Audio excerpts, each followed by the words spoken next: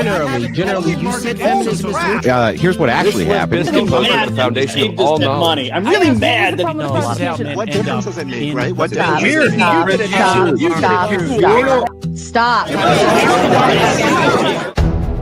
the deregulation of the industry is obviously going to cause more of that industry. To lubricate the trust connection between people until they have enough. Yet we could still look at biological reality and determining who's a female, even if there are. Why don't you denounce feminism the same way you're denouncing capitalism? If you don't... For something to be objective, it needs to be verifiable. And you can't verify... If I make a claim as a political pundit, it is true that I definitely could be wrong. That you're promoting, right? Ideology is the main tenet of politics, right? This is my ideology. So 2015, anyone go back and watch the footage? The first GOP debate. Cool, Robert. Oh, dead? With a crowbar, you said?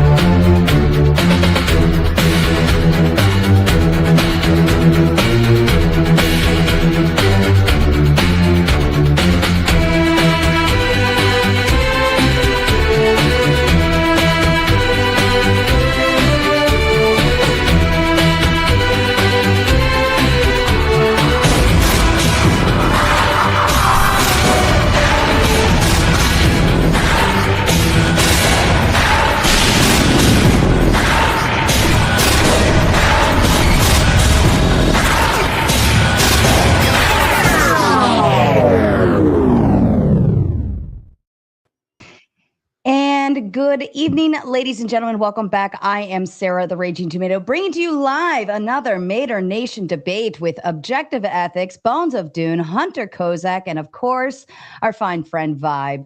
They are here to debate objective morality can exist without God through reason, evolution, or natural law. Objective Ethics, if you'd like to kick us off with your opening statement, please. Thank you to everybody for participating tonight. Looking forward to a good one. All of our actions as agents are motivated by either reason and or emotion. Agency in the normative sense means setting goals and taking actions. The reason that we can identify normative claims for moral decisions is because we have a fundamental reason to cooperate with others, as we are a social species and because we have empathy. Our reason and our empathy are the grounds for obtaining true moral facts. Once the goal of cooperation is selected, there are true moral facts in how to obtain said goal. All true facts are objective. You cannot get an objective grounding for morality from any agent, as agents are never stance independent. God is an agent. The grounding for objective morality can only come from evolution, which is stance independent. If one denies nature as the ontological grounding for objective morality, then they must necessarily deny the existence of objective morality altogether. The normative claim for objective morality comes from the fundamental steps necessary to satisfy social contracts among social species, which we obtain via empathy and reason. I'm going to just talk a little bit about the is-ought because that gets brought up so many times in these conversations about morality. When it comes to the normative, how do you get the ought from the is? Many philosophers have already addressed this, that there's a misunderstanding with Hume's guillotine. It is not a universal principle that you cannot derive your ought from an is. In fact, most of our oughts ultimately do ground out an is at some point.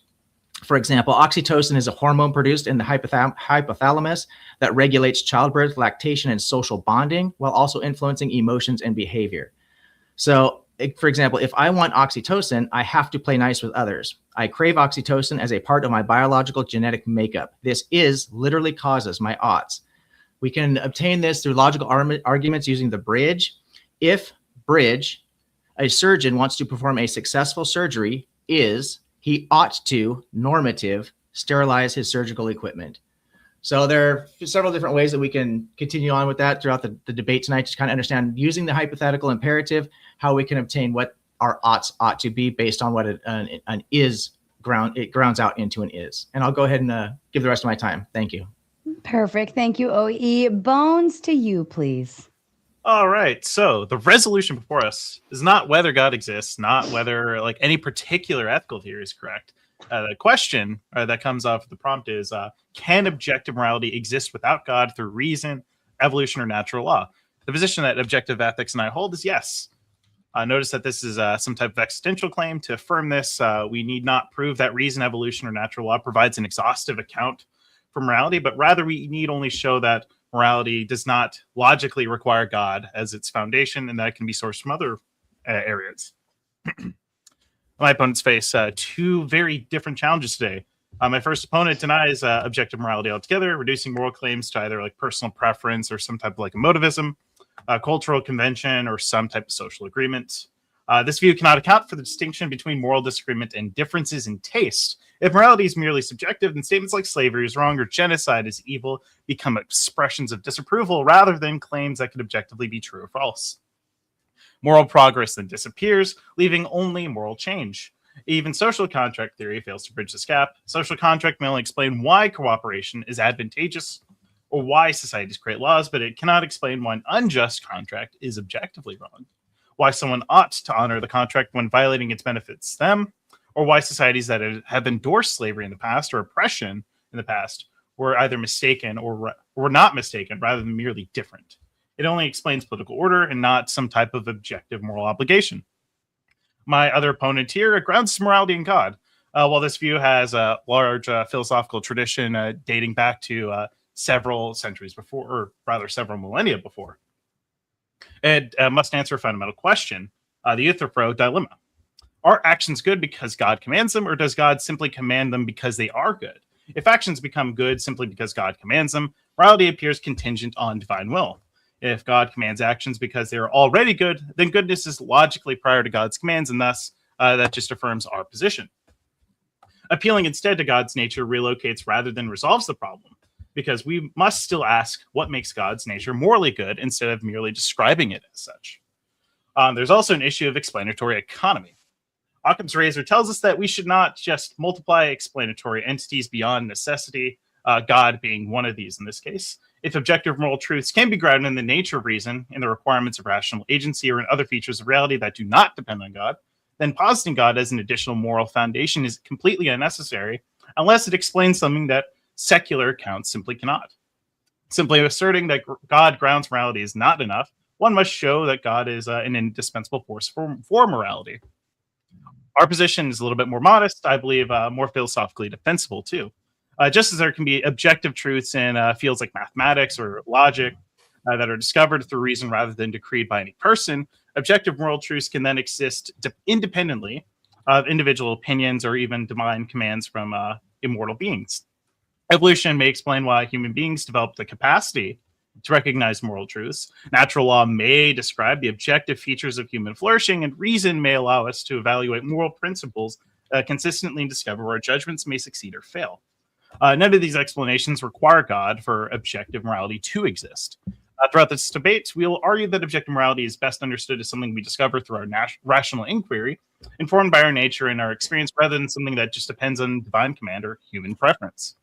We need not claim that humanity has already discovered the perfect moral framework, just as disagreement in science does not imply that there's an objective, or no objective rather, physical reality.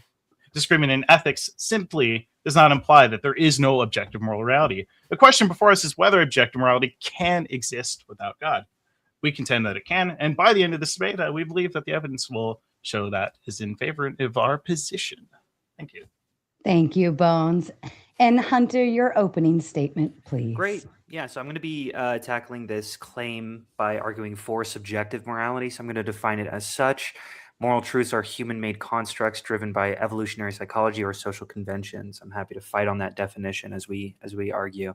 I will likely agree with my opponent's chain of logic. However, I think the huge amount of contention we will have will be on the axioms of the argument. An axiom, for the audience, is the starting point of any logical argument, and they are by definition unprovable because there is no argument justifying them.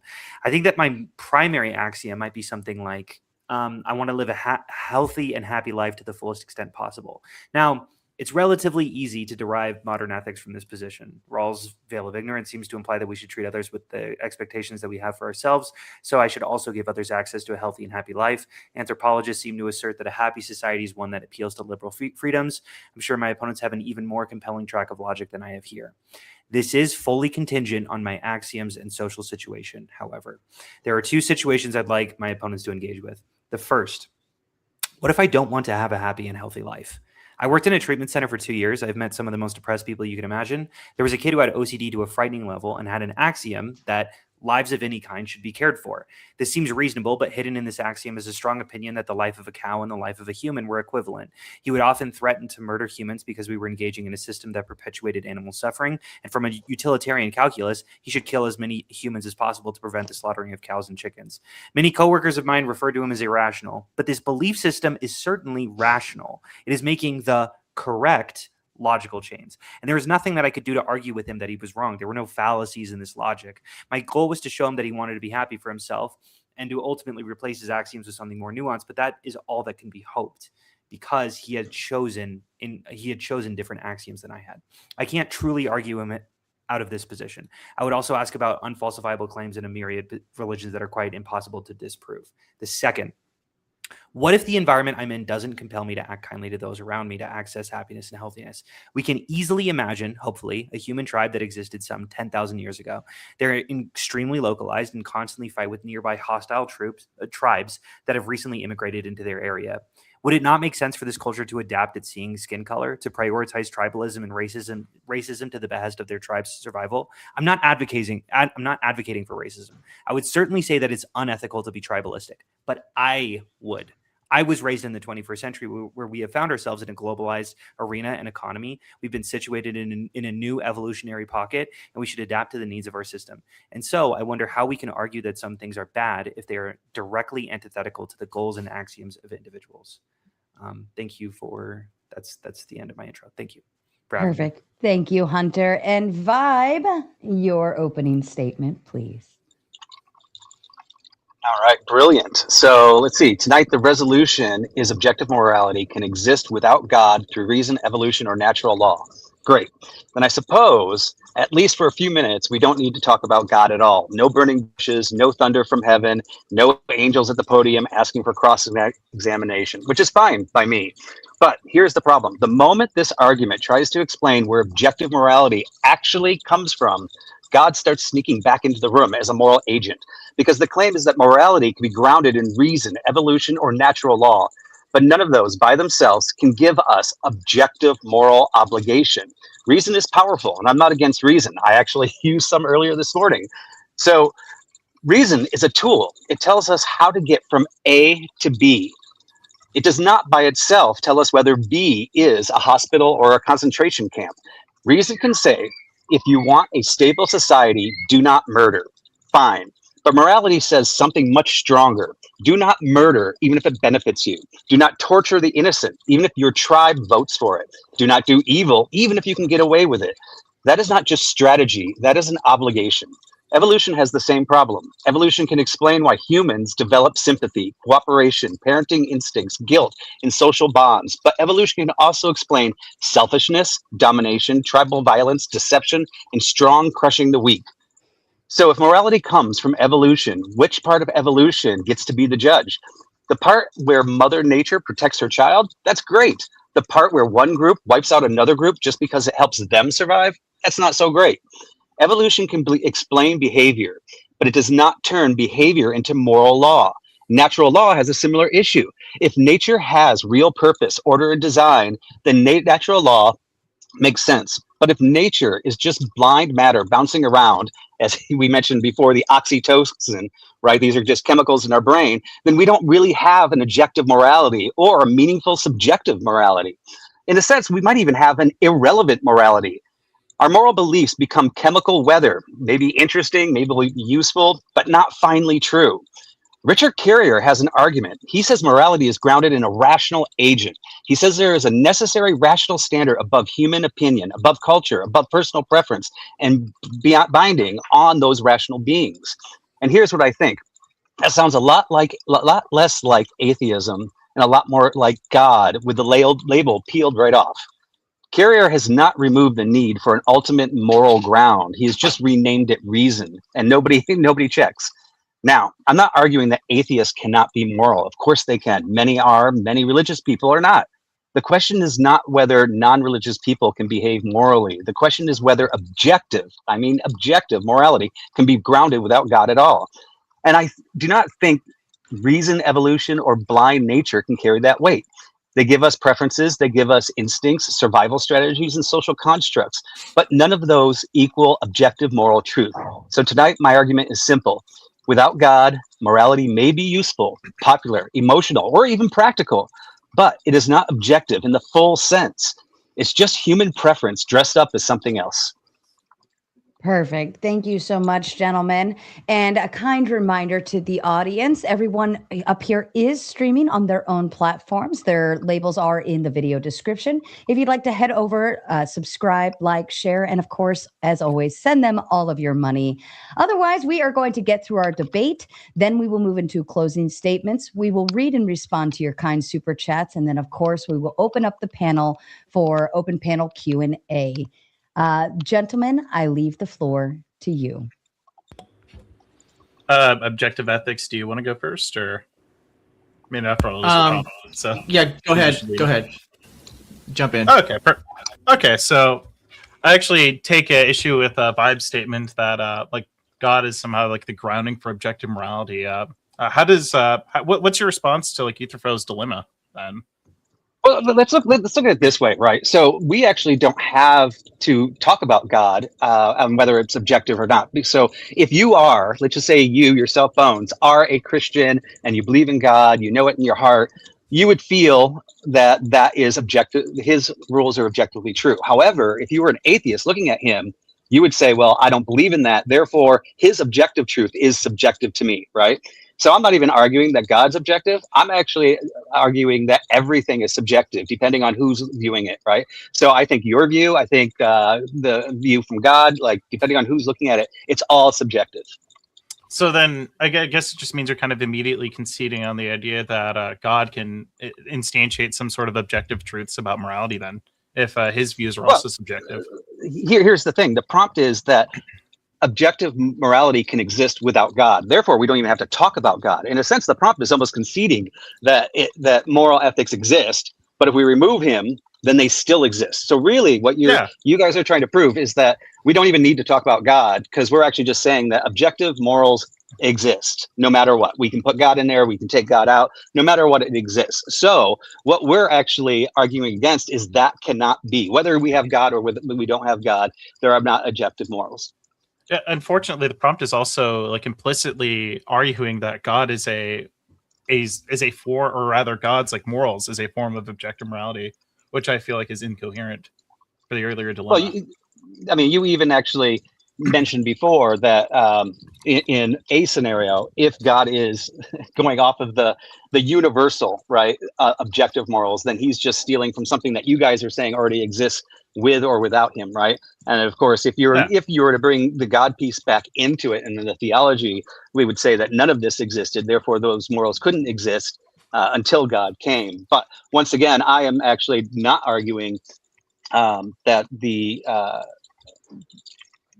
because which God are we going to talk about? The moral ethics of God are objective. I'm actually asking you to tell me how it can be objective without. I mean, presumably, when you're referring to God, you're referring to the Christian God, right? It's. I mean, each God has a different set of morals, right? Right. But you yourself affirm like Christian morality, correct? I myself am a Christian, but I don't think it really plays into this particular argument. Right. But if there are no like objective ethics with God, then the only like other possibilities that we have to investigate the other frameworks outside of God. And I believe you already agree with this, correct? Yeah, I mean, for you, I believe you do too. If God's like properties are internally contradictory.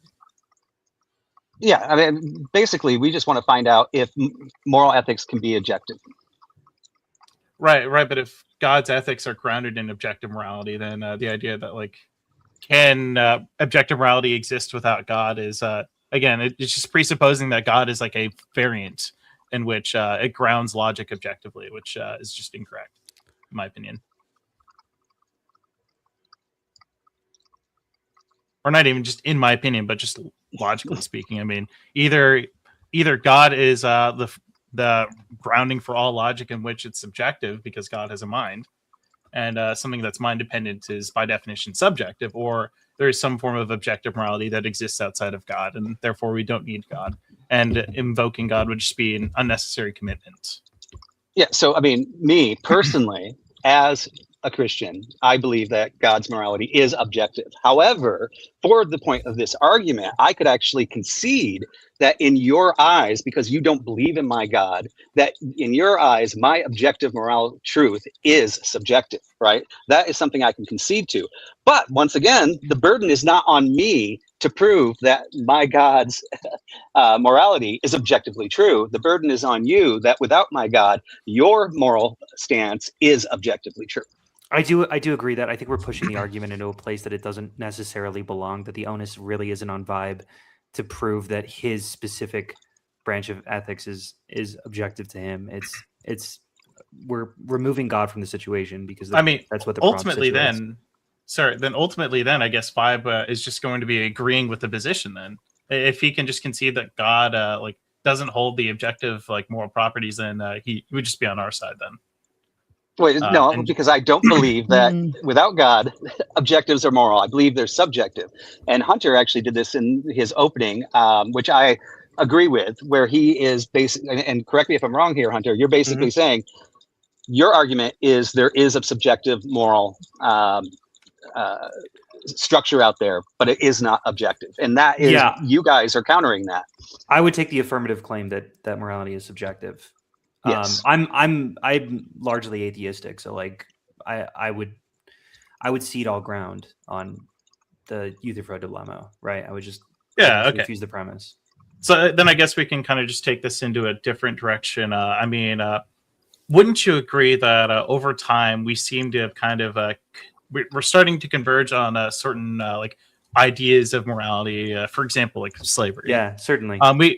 We could say that in the past we've had probably really atrocious views of slavery, where more societies were permissible of allowing slavery, and nowadays we've kind of narrowed that to something that's less than that. 1 million, for example. Sorry, go ahead. I would.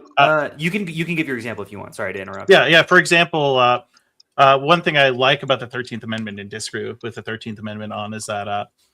For one, we have narrowed the bounds by which people can be owned. The problem with the 13th Amendment is that the state themselves can still own slaves through the penal system, which I think is a moral bad. But it seems that we've kind of converged on disallowing slavery in other cases, and we're starting to kind of understand as a society that, hey, maybe this concept of slavery is really bad because rather we ought not treat other people as if they were property, but rather as human beings or rational agents deserving of moral value.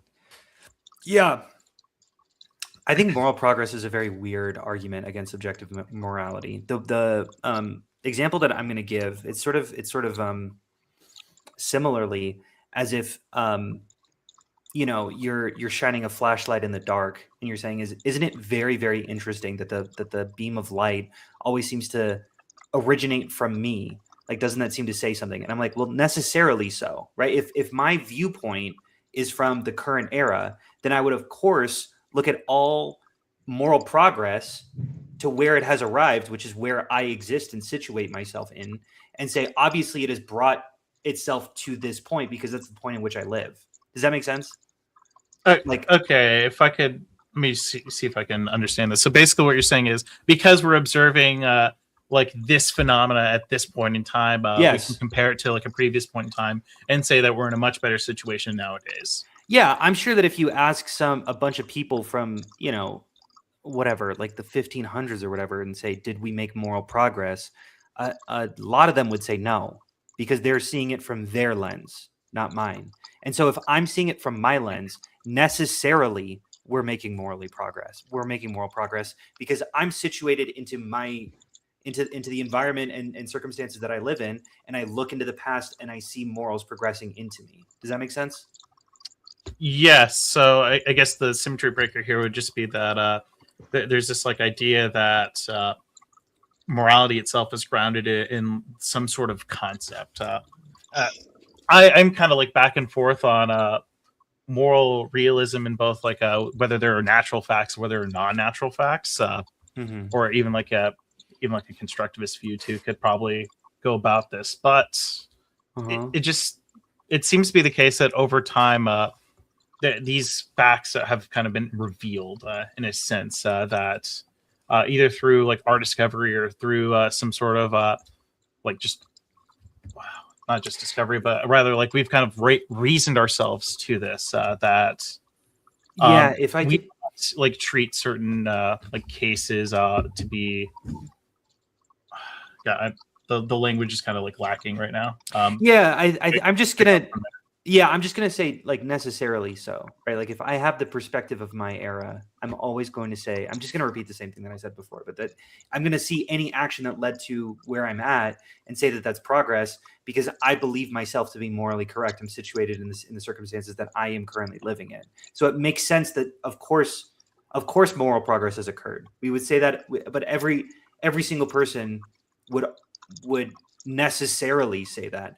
But we might just be in a circle there. I have a different question to ask you because I think go for it. I think you've been asserting a lot these laws of logic and math. I think you said math has an objective basis, logic has an objective basis in your yes. Is that fair? Yeah, I'm super confused about that one. Like what I mean, I could go through a couple different circumstances, but the laws of logic and the laws of math are very contentious and are a good example. I'll give an example. Like, is the Pythagorean theorem an objective truth? Insofar as it is grounded in kind of the fundamentals of mathematics, yes, it just kind of follows through. I'm the not argumentation for it. I'm not trying to just assert my knowledge of math over you, but no, you're fine. Non-Euclidean systems, wherein like the plane is like a globe, or the plane is like a hyperbolic sphere, or something like that.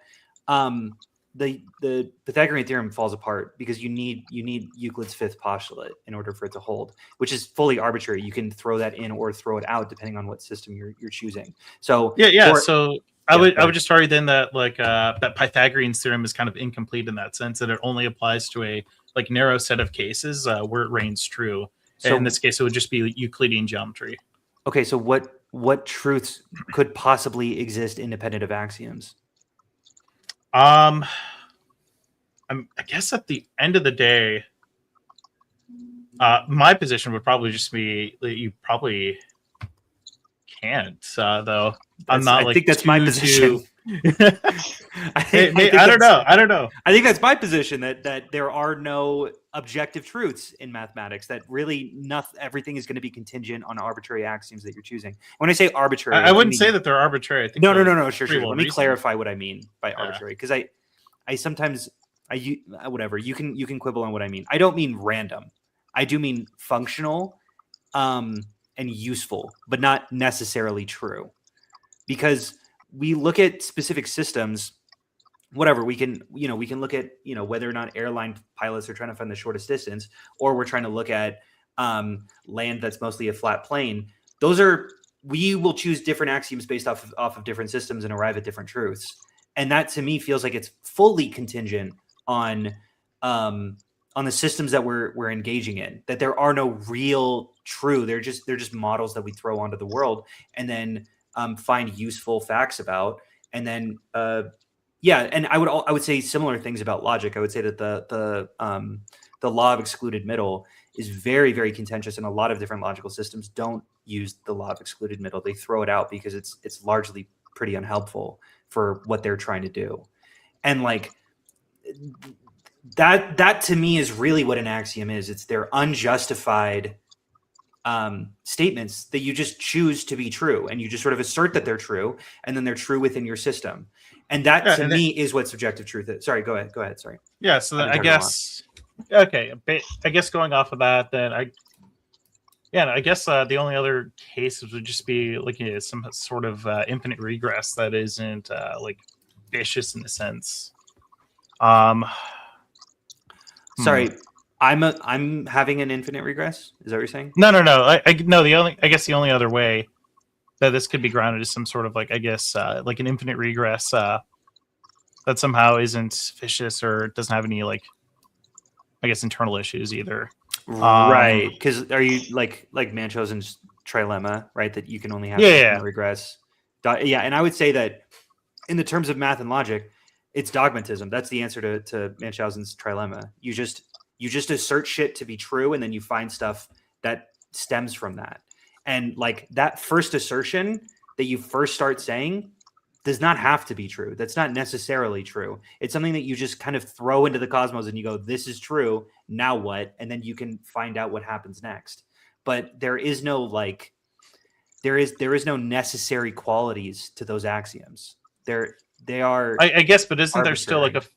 isn't there still like a fundamental fact of the matter that like even if we, I guess, take like a massive, for example, like a kilogram of some sort of like substance is like it really does exist, and the way that we express it is it probably like incomplete. In some ways, we kind of just arbitrarily I'm gonna discuss like mass in terms of some other property that we've determined to be sufficient. But, I'm going to be super pedantic here, and I really apologize for it. Yeah, no, go. No, Dude, but like, go for it. I would I'm, say like, super we take interested. as an axiom that the shit that we see is true. That like, how do we genuinely not know we're brains in a vat? We don't. We take as an axiom. We're walking around and we're engaging in something that is real, in something that is meaningful. But that it's a completely unfalsifiable statement to say we're brains in a vat. There's a reason why. I don't know. I personally see any arguments to the contrary as unsatisfying. It is something that you just take as a given. To me, that to me feels like it flows from. Yeah, go ahead. Sorry. Yeah. So I'm confused as to how is solipsism? How is running to solipsism useful for the conversation? It's not. It's useful. I'm saying. Oh, sorry. I think I misunderstood what you were saying. Sorry. Are you saying there's no objective reality? No, not at all. I'm saying that we can't assert that there's an objective reality. We can't prove that there's an objective reality. I would say it's very possible that we can't prove we're not brains in a vat. But how is that useful to a conversation about morality or whether or not I should go drive to the store and get something if I'm hungry or anything for that matter? Well, I was using it as a metaphor for the conversation about ethics, that we really can't assert anything without dogmatism. So if you feel like it's irrelevant, that's fine. I can throw out solipsism. But I was just sort of saying that any sort of assertion that we're making, any sort of logical proof, has to bottom out somewhere. There has to be just there just has to be statements that you just throw out that are true. That are true to the system, if that makes sense. And I don't see how it could be any other way. That's what really confuses me about people who say things to the contrary. Do you understand my question? Like, how can you prove anything about objective ethics? Where do you begin? That's my question. Where do you begin? So I think we began the grounding, and I think it's been touched on. You mentioned social progress, and so we can tie into that. So reason was brought up, right? And I know that the brother brought up Richard Carrier. Richard Carrier does have peer-reviewed work on that. 2025, I think he did a paper, but Richard Carrier is not the first and won't be the last person to cite reason as our ability to obtain true moral facts, right? We know that Ayn Rand with objectivism bases reason as the primary function in discovering objective morality. Mm-hmm. Aquinas, natural law theory, cites reason as the way to obtain that natural laws are discoverable. Kant, he again, rational morality. Socrates, Plato, and Aristotle. Aristotle's ethics is built around the premise that people should achieve an excellent character by practicing virtue in order to ultimately attain well-being. It is sometimes referred to in comparison to later ethical theories known as character-based ethics. Like Plato and Socrates, Aristotle emphasized the importance of reason. I mean, I could go on and on and on and on. So we know. No, but there's a number of heavy hitters. Okay, I'm sorry. Go ahead. Well, that feels kind of like appeal to authority. Of course, there's I'm just saying, the argument is there. So if reason allows us to obtain these true moral facts, how does running to solipsism engage with the actual argument? Well, okay. The reason why I'm asserting solipsism is because usually people say reason exists through nature, but I guess my question is, don't you have to assert that nature exists? Yeah, are we not going to all accept the intelligibility? Or are we going to just concede the fact that yes, we could all, we all recognize the. I just want to point out that it's largely arbitrary. Philosophically of hard solipsism. It's called hard solipsism for a reason, right? No. Totally. So we can assert hard solipsism into any argument, but how does that get us anywhere? I'm saying I would like us to acknowledge the fact that we are asserting this without true knowledge that it exists. That's all I'm saying. That like any sort of claims that are you saying that it needs to be like certain in order for it to be true in this case? Which those feel like synonyms to me. Certain and true. I don't. So do you accept there has to be no fallibility in order to assert anything? It must be infallible in order to assert anything? Sure. Clarify what you mean there. Fallibility, I would consider. No. Sorry, I know what fallibility means. What do you mean? I can't assert anything. Well, it sounds to me, and I'm not trying to put words in your mouth, so please correct me if I'm wrong. It sounds to me that you're asserting that because we cannot be certain we're not brains in a vat, we cannot then have a discussion about objective morality or whether or not I should drive my car down to the store and not run people over on the way or anything else for that matter, right? Is that not what you're ultimately? What I'm saying is that can just be our bottom. Our bottom can just our axiom, our foundational truth that is unjustifiable, that is improvable. It's not necessarily true at all. That's how I define an axiom, and maybe you guys can contend with that definition. But it is an unjustifiable fact that, it's an unjustifiable fact that we just sort of assert, even though we haven't proved it, that we exist, that solipsism is false. Well, I think we can even build up objective morality from a solipsistic principle, because if we're going to build off of first principles, the first principle must be that nothing cannot exist, right? The second principle would then, of course, be hard solipsism, that something must exist because nothing cannot exist. So that thing that must exist must at least, at the very least, be me, that brain in the vat, right? And so because of the chemical responses that brain is experiencing, the ises, I would, in order to reduce my own internal suffering, I would want to envision myself getting along with all the other chemical people, the imaginary people that I'm putting into this universe that I am creating because I'm the only thing in existence. So for my own well-being as this brain in the vat, I still think we can build up a justification for moral actions, moral oughts. Why ought I do this? Because if I imagine touching if I imagine myself that when I touch the stove, it hurts, I ought to move my hand away from the stove. That logically follows. If I imagine that I'm receiving this oxytocin, right, because I get along with the imaginary people in my tribe, I ought to get along with the imaginary people in my tribe. And then we can justify further getting along with larger groups because we can expand the analogy, right? So if cooperation within a small group works and allows them to take over land or take over territory or sustain themselves into their own flourishing, we can make the argument that, you know what, if they actually cooperated with their neighbors instead of killing them,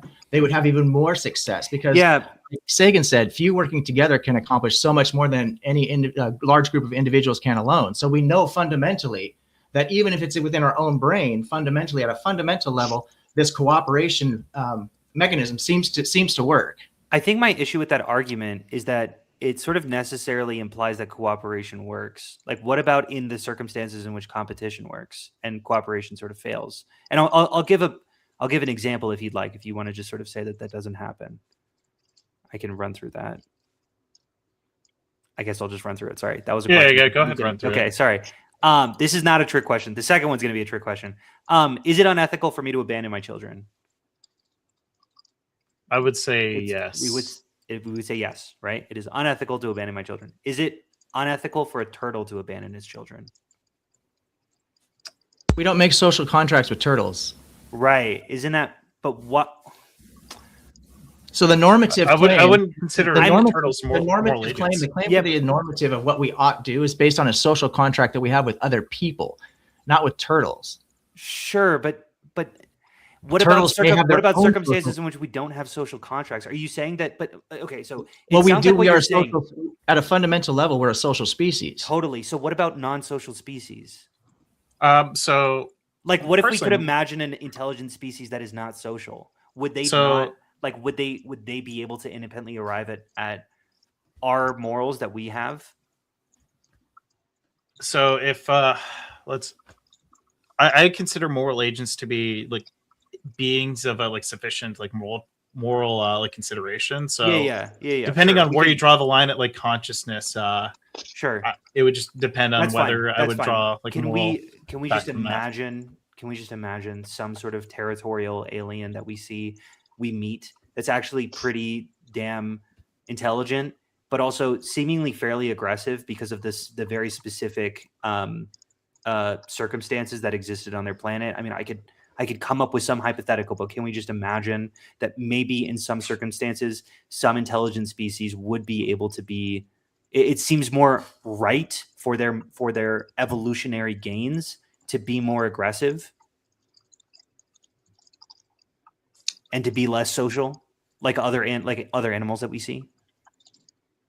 Or is that impossible? Is that necessarily I'll be honest, I can't. I mean, I can try to engage with your hypotheticals, but I really only can speak knowingly about the social contracts that people engage in. Because when I hear people talk about what we ought to do or ought not do, it's relative to human beings what we ought to do within our own social contract. It's relative, isn't it? I would say that within biology, in the scope of biology, and I'm not a biologist, sure, but from what I understand is that there are many different types of social species, and within that own construct, they have their own social contracts. So the true facts, the objective true facts, are the steps that lead to the goal, right? And the goal is then found grounded in nature. So that's where you could ground it objectively in nature. And I want to also, before we get too far away from it, and I don't want to divert from this, but I do want to come back to the issue that was raised at the beginning, because I think it is relative. It seems like we've got two different fronts that we're facing here. We've got one front where you want to argue for subjective morality or moral anti-realism, and you've got another front and you want to completely avoid God, which is in the prompt itself. And then you've got another front where the person wants to set God off to the side because I think he realizes that we've demonstrated here that you cannot get objective morality from God. So I want to make sure we have a concession here before we get into objective morality anywhere else. Either objective morality does not exist, or you cannot get it from God. It must be grounded in nature. Because that's really was in my opening. It must be one of those two things for your position must be true. Either must be grounded in nature, or it just doesn't exist. And it sounds like you're saying, are you saying there's a split between like the opponents, or are you saying I have a because you're arguing, well, unless I'm missing something, it seems like you're arguing for moral anti-realism. Yes. And your partner is saying that, well, I don't want to say that objective morality can't exist, but I don't want to argue how God can ground it because that's not the prompt. But we're in agreement then that it has to be this dichotomy where it either God cannot ground it, or it must be grounded in nature, or it just does not exist, right? Yeah, I mean, for the purpose of this argument, and I'm going to play dumb, right? I am putting myself in your shoes. So I am a secularist. I don't even know about God. I would love to know how I can know objectively what I am doing is right or wrong. And as the idiot in the room, I mean, kind of going back to everything everybody was talking about, we began with talking about things like moral progress. And we all, I think on this panel, agree we've made moral progress, right? Yes. But my first question as an idiot here is, how do we know we've made moral progress? Because I would assume, given the more facts, maybe we thought we made progress, but maybe we've made some steps backwards. And if we were given more knowledge as moral agents, and the more information we get, you guys are basically saying the more information I have and the less prejudice I have, the closer I get to objective truth. Would that be an incorrect statement? I think moral progress can be measured by flourishing. And given the fact that there's 8.5 pushing 9 billion people on this planet in such a short period of time, relatively speaking, that we can say that moral progress we have, and we can look and see what factors have led to that, right? Like trying to end world hunger, trying to make a move towards renewable energies, so on and so forth. Wouldn't that be from our own personal perspective, right? So I also would think that secularists also believe it's a huge universe. There's probably other life forms. And Hunter even said, like, let's say another species came. Now, maybe in their environments, their morals would be completely different than our morals, which is fine, right? They have their own moral agencies that know what the real moral objective truth is on their planet, because they wouldn't flourish unless they had different morals than we had, right? So now we have two different races in the universe with two different sets of morals, but then all of a sudden we discover they have this supercomputer that actually can calculate every single fact of the universe, and they actually can determine that the best outcome for the whole universe, for the most amount of species in the universe to survive, is actually the elimination of humanity. And it would have been better if our morals were set to go ahead and build nuclear weapons and blow ourselves up, which would have been the morally correct thing to do for the universe. Once we actually have all the knowledge, and we now, like, this is where I go, how do I know that my objective morals are true? I can say that they're true for my society, then I can grow, or my country. We can even look at past the histories, the cannibals on islands. They were eating people because they didn't have enough food, and if they take over, their warriors were stronger. It was ethically correct for them, for survival, as you said, to go there. So once again, I ask, like, isn't our moral progress only based on the amount of information we're capable of handling? And is humanity actually capable of being the actual moral agent? So those are two really. Oh, I'm sorry, brother. Can I just? Those are two really good questions. The one thing I would say is that yes, moral progress does obtain as we advance and as our reason, as we continue to evolve and understand the world around us better. But that doesn't mean that there's no objectivity to it. So there was a time when most likely every single person walking on the planet thought the Earth was flat. We know now, with the advancements in science and technology, the Earth has never been flat. Just because people think something at one point and we progress in our knowledge doesn't change the true facts about the situation, right? Go ahead, partner. And to kind of go off of that, it feels like that the computer in this situation is kind of backing off of like a utilitarian framework. No, I feel like utilitarians who like affirm like moral realism in this case would say that. They would probably just bite the bullet and say that, yeah, absolutely. If it's the most moral in like this specific framework, they ought to like end all human life as it is. But there are other. Would I? Probably not. So the reason why is that we're not kind of going off of, or at least my opponent and I are not going off of like a utilitarian calculus. Instead, there's some sort of moral principles here that are like universal. In this case, to start off with the alien invasion thing, if there are universalizable rational principles that prohibit something like domination or exploitation of other beings, then the aliens who try to conquer us would be just morally wrong, even if it does benefit them in that sense. And so, like, there's a reason for it. In this case, outside.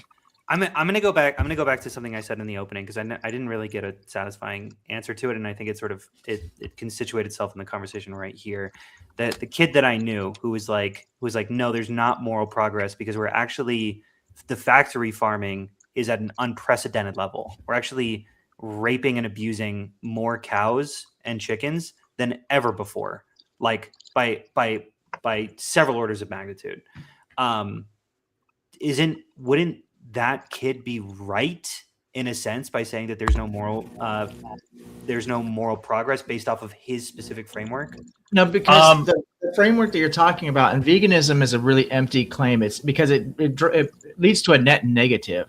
And I don't know if we want to debate veganism or abortion in this particular debate. We can go down those roads, absolutely. Yeah, well, sure. Want to touch, but when it comes to I might have something a like different claim actually, but go ahead. We're talking about factory farming versus killing animals. So we don't have to be a vegan to be against factory farming. So we have to really isolate, what is this kid talking about? It also seems to me that you told me, unless I misheard you, you told us that this kid had some kind of like neurodivergency. Yeah. So when we talk about reason and empathy, when we talk about reason and normative, we're talking about people with a healthy brain state. The average person, the normal person, what would they do? Not just some random psychopath. These are such subjective claims, though. And what is a normal brain state? Right, exactly. Like compared to what? Like what are we comparing this to? Now we basically have to come up with a new like evolution of like, if we are to find our moral agents, we have to have some sort of brain test to figure out who's included, because all of humanity can't be included in because that. whenever we're trying to build up an objective framework and someone goes, well, I disagree because I have different claims than you, and you're like, these are universal, then you go, well, just not you, right? No, they just not these people. It's universal for everyone except for these people who disagree with us. The morals hold up. The true facts hold up. The access to understanding them is it's going to be relative to each person's ability, mental faculties, right? So we talked specifically a lot about like moral progress, whether you take it from the subjective view or the objective view. We all talked about empathy at some point, right? Empathy arises from a distributed network in the brain with cognitive empathy linked to the prefrontal cortex and the temporal parietal junction, and emotional empathy rooted in the anterior insula, anterior cingulate cortex, and amygdala.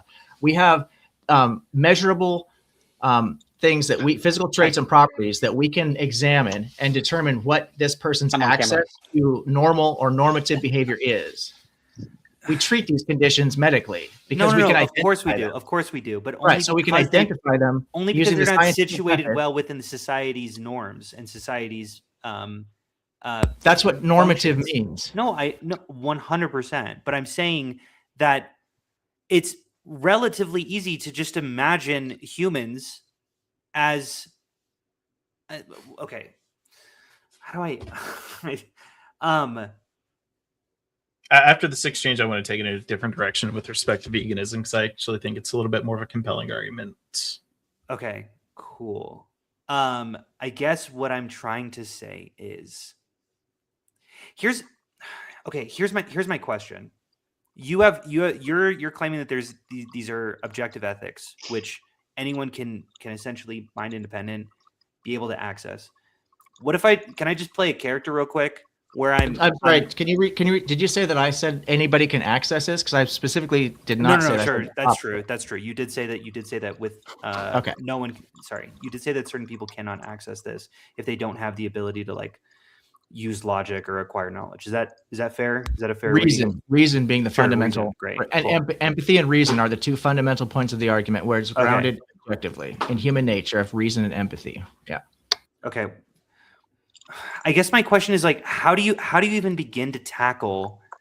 Let's just say I'm a Christian nationalist who says slavery is right because it's in the Bible, it's right there, and also God will smite me if I don't follow it.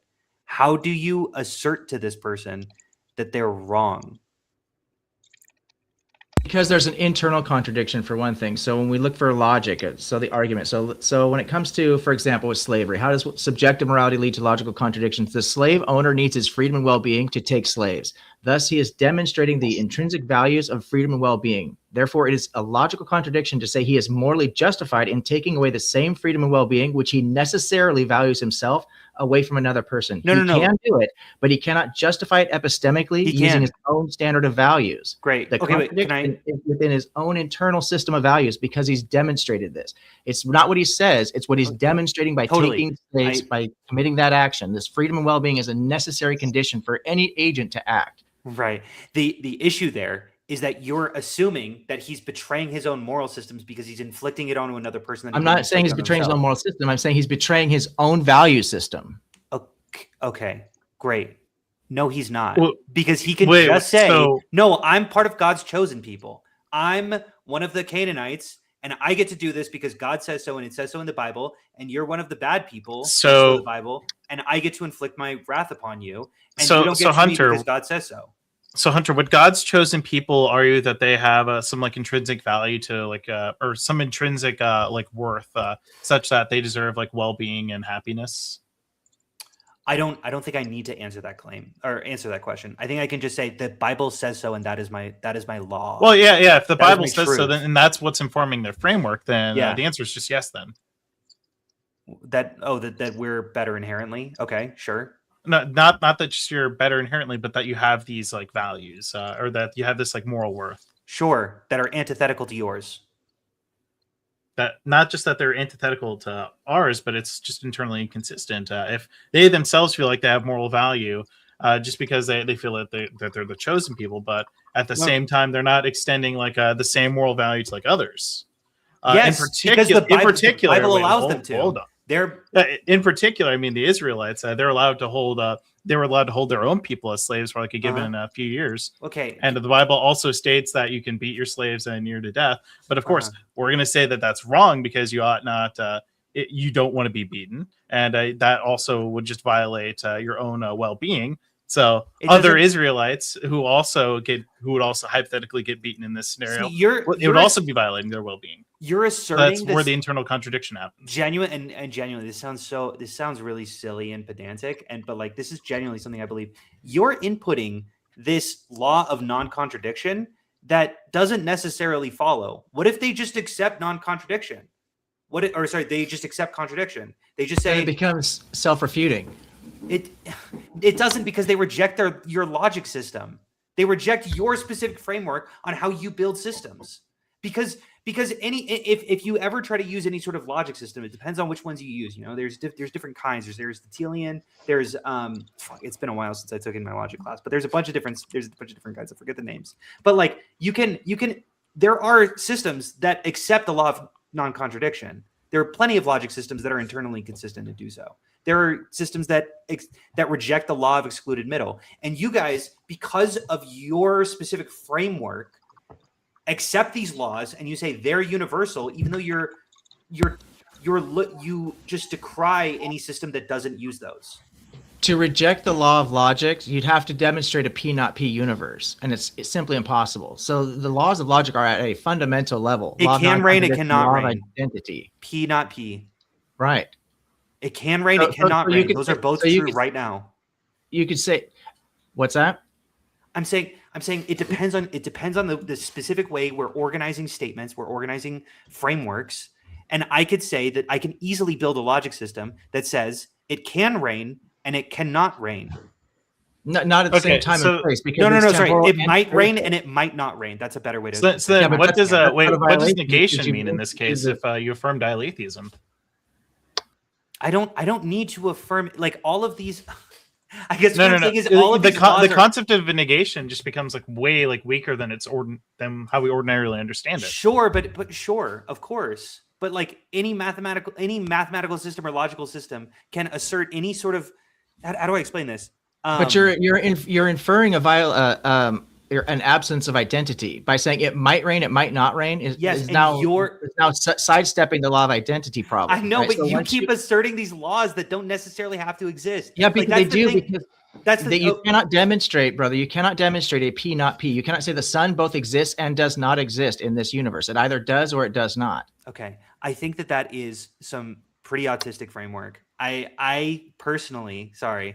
I think the better lens to look at is mathematics, because that is I know it a little bit better. There are plenty of axioms that are rejected and accepted. The axiom of choice, very famously, can be accepted or rejected depending on what specific things you want to do. The axiom of infinity is an extremely contentious axiom that a lot of famous physicians wanted to like not include in the laws of math.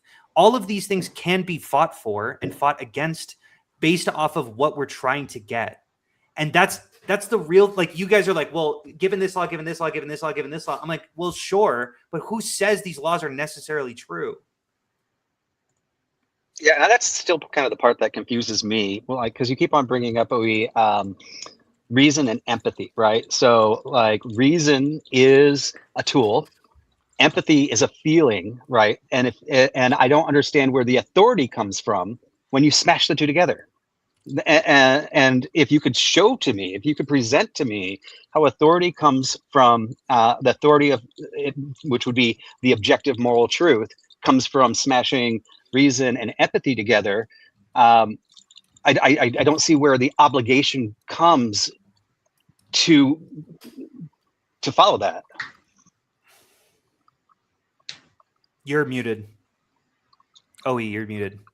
Can you hear me? Yeah. Objective ethics. Hopefully that'll be my first and last foofball here. Sorry about that, guys. Okay, so no, I think is that the. Hopefully I did. Like I wasn't talking like the last 10 minutes to myself there.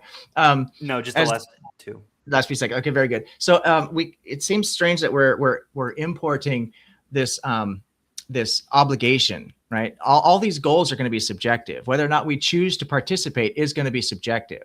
Once we choose to participate, we have true facts that we can establish. So even with the mathematics example, once we establish that, once we agree to establish that a square, right, has 4 equal sides and 4 90-degree corners, then we can objectively say this criteria now, every time we see it, is in fact a square. If we subjectively say the first person to cross the finish line wins the race, then we can objectively establish that the fastest person who runs and gets across the finish line first is going to win the race. I 100%. Maybe I feel like I'm going crazy. Did you just say that once we all agree, subjective becomes objective? But as long as some of us disagree, then it's still subjective. Well, we could disagree about whether moral facts exist. That doesn't get as to whether they do actually exist. that you could just be mistaken about a certain thing, or we could also be mistaken about a certain thing, and it could still be the case that objective moral facts exist. But actually, going back to Hunter real quick about the axiom of choice. Okay, I'm going to get back to that though. Yeah. I want to address this first. Yeah, but, no, that's fine. What are your thoughts about Zermelo-Frankel set theory, and how that kind of how that attacks like the axiom of choice? I'm not like super familiar, but so the Zermelo-Frankel, so the Zermelo-Frankel is so it's often ZF. Those are the like, I think they're like 8 axioms. You can throw in axiom of choice before or after, and it's gonna vastly change the decisions that you make. They're really famous like sets that will or won't exist based off of if you assert the axiom of choice. There are famous paradoxes that come across, like you can split a sphere into 2 separate spheres if you accept the axiom of choice, but it also makes proofs easier. So most mathematicians just accept it, but some mathematicians are like, this seems like it is creating some problems, so maybe this isn't the best choice, but it's not internally inconsistent, so there's no reason to turn back. I don't know if that answered your question. Gotcha. So I mean, in this case, like the idea that we could like kind of put out these like apparent like contradictions, and suddenly this means that we can affirm like positions such as dialetheism, or sort of just any other system Could you define dialetheism? I'm sorry. Yeah, so basically a dialetheist is just anyone who asserts that the law of non-contradiction is false. Oh, okay, great. Yeah. Great. Yeah. I've definitely. Yeah. So like, or anyone who like operates under like a pair. Yeah, you're good. But anyone who operates under like a pair-consistent logical framework. Right. Exactly. All I'm supposing here is that like maybe like rejecting this could just lead to like better ways to kind of frame logic, and that could just be a way of improving logic. That's such that you get exactly a more robust theory. Yes, 100%. But wouldn't that mean that we're approaching some sort of like no? It's that we're being more useful. It's that we're being more useful because both like that's the thing is like ZF or ZFC. Both of them are true. Both of them are factual. There's no internal contradiction based off of the axioms that have been set up, but they get different answers, and some are more useful than others. And genuinely, ZFC tends to be more useful, which is why we use it. But then it also gives us weird conclusions. So we're like, I don't know if I like this one. Maybe we should go back to ZF. I mean, even if some of the conclusions are unintuitive, I mean, we shouldn't just throw them out just because they're not. I 100% agree. Yeah, of course. Yeah, that's what I'm saying. Absolutely, which is why both systems are true. True in quotes, not capital T true, right? They're not facts, but they are. To some degree true. They're internally consistent. If you accept those axioms, then those follow. Okay. Yeah. All right. Okay. Interesting. I believe you had a question for me. No, I had a question for objective ethics. Oh yeah, go for it. He said that the goals are subjectively chosen, which like maybe we can quibble about what that means, because that feels like my position. It feels like we both agree that the first person across the finish line doesn't need to be the winner, that we can have races where it's the slowest person who is moving forward is actually the winner. And I bet that there's races like that. I haven't checked, but I bet that literally those races exist. That would definitely be a race that I could win. Hell yeah. You have to be Nice. moving forward, but who can do it slowly? Yeah, that sounds fun. I would love to watch that. And we could imagine though, I would bet you $50 that has happened before. Isn't that my claim that these goals are subjectively chosen, and then once we have identified these positions, we can follow them into conclusions that are just dependent on the axioms that we've chosen? Yeah, so I think we're having a disconnect in what is morality at this point, right? So I talked about normative, and it seemed like that was something that you weren't really able to address. What do we even mean by normative? What are morals? Morals are oughts. Oughts are not goals. Oughts are actions. What we ought do or ought not do. A goal is not an action. So the goal can be subjective. Once the goal is selected, you have actions that you take to reach said goal. So the goal would be something like cooperation. That's determined at a fundamental level in our genetic makeup because we're a social species. So if we accept this goal, we ought to act in a particular way to achieve that goal because we've accepted the goal. Totally. Right? And so we can expand that argument to, as I said before, our in-group grows if we had global cooperation, sure, we would not have world hunger. We wouldn't be shooting missiles at each other. There would be no such thing as slavery, no such thing as SA. I mean, every single thing that we think of as a moral argument would literally be solved with global cooperation, right? I agree. Well, yeah, I tend to agree. The weird thing about your argument that is maybe throwing me for a loop, and maybe you could clarify what specifically you mean by this. Yeah, I agree with the normative claims. Let's give the example of is it the first person to pass the finish line or the last? I think we can both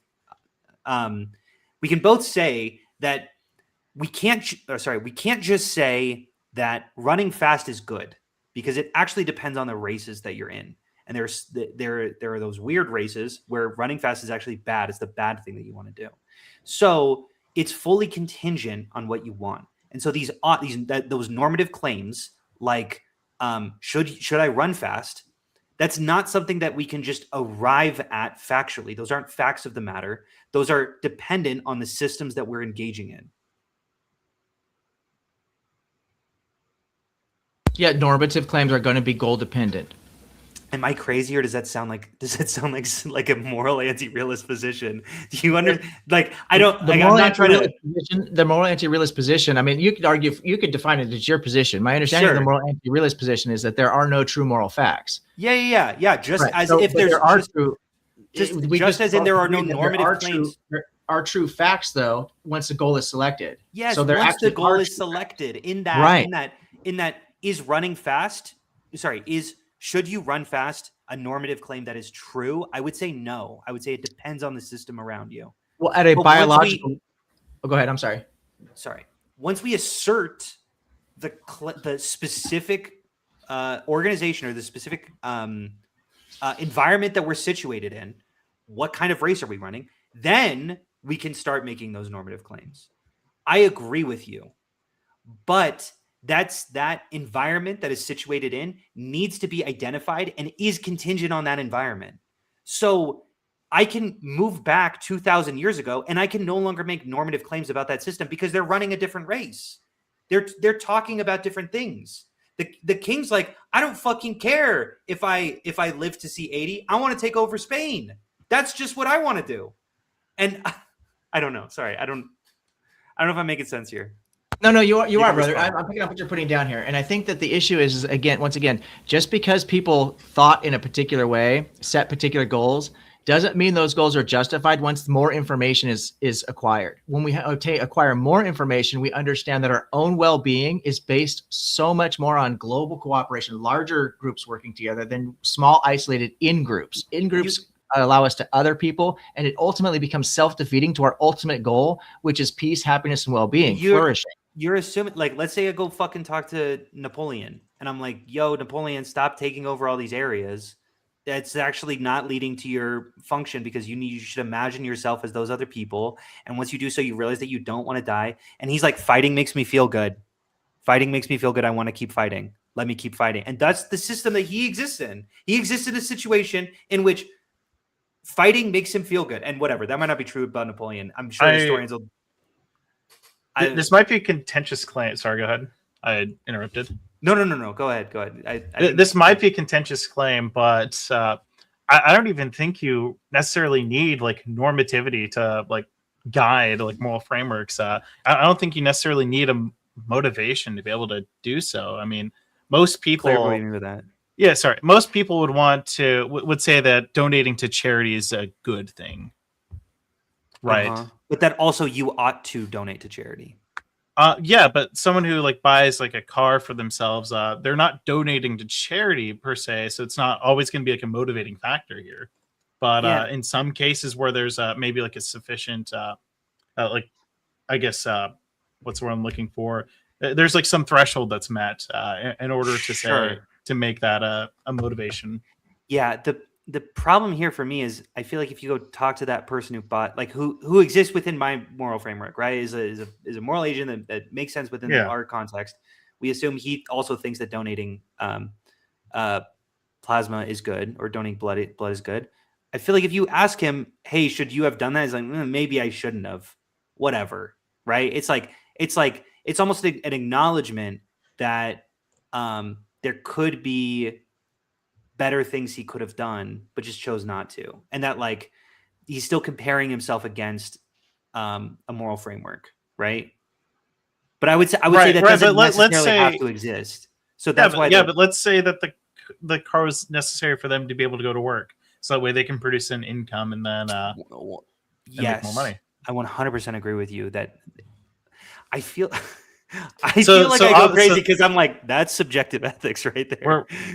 Here's the crazy part. I think under a constructivist framework, these are kind of like these procedures kind of guide us towards like a moral imperative per se, and it leads us to believe that like there's a certain threshold given some reason that we ought to do something. And that's where like you get like you arrive at these kind of like objective moral principles or moral facts or whatnot, but you're still able to get like a motivation to do so. That's kind of absent other normal or yeah. I don't know. I'm this is a common argument. So I'm sure that you guys know your answer to this, but like it is a little confusing to me how you can argue for an objective ethics when it seems like there's a lot of contention on how to arrive at a lot of ethics. There's a lot of different ethical systems out there. Right. And so it could just be that we're all mistaken and that even though there are some like set of moral facts, we could all just be arriving at it the wrong way. Let me throw this out there, right? The framework that you guys are laying out. I am not here. What I'm listening to my reason and my logic and the framework that you guys have set out sounds really good. I actually like this. And if you guys said, hey, here's our framework, we should be using reason, we should be using empathy, we should be doing this, this is how we move society forward, I would actually jump on that bandwagon. So I'm actually not saying your thought process is flawed. I like it. But what I am saying is I still feel like it's subjective. And that you guys feel like for it to be legitimate, you have to say it's subjective. I don't think it's subjective, but I think it's a legitimate subjective claim and worthy following. And I don't understand why you have this need to throw objectivity onto it. Ultimately, I think it's unknowable. I don't think humanity will ever, because you had admitted, OE, that as more information comes up, then we have a better grounding. But I believe through all entirety of humanity, it'll never be known. And even if there is an actual ultimate thing, right? Something has to know what that is. Maybe it's not, us in the universe. Maybe it is us in the universe. Maybe it's not the longest part of the universe. Like, is the goal for the universe to last forever, or is the goal for everybody to be really happy for the shortest part of the universe? And who sets that goal, right, across all these different things? It's an unknowable, and that's in my opening. I said almost irrelevant morality. It's relevant to us. It's irrelevant to the universe. It doesn't have to be objective to be good. It can still be subjective and be good.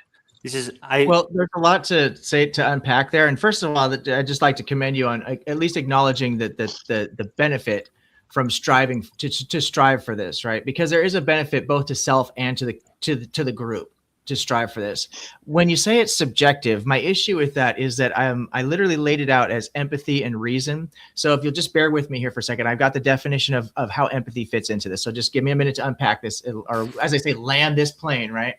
Empathy is generally divided into two components, cognitive and emotional. Cognitive empathy, or theory of mind, is the ability to understand another person's perspective, beliefs, or intention. This relies on the medial prefrontal cortex, which interprets complex social situations, and the temporal parietal junction, which helps distinguish self-perspective from others' perspectives, enabling accurate social judgment. Emotional empathy, or effective empathy, is the capacity to share or resonate with another person's feelings. Key regions include the anterior insula, which generates visceral emotional experiences, and the anterior cingulate cortex, which processes the affective quality of pain. The amygdala also contributes by detecting and responding to emotional cues, particularly fear and distress. So what I'm getting at here with this is that we have an is that we're working with. Empathy isn't a subjective sense. It is literally grounded in something that is biological in our human. I could argue that empathy is subjective, because when my parents died, I had a feeling, right?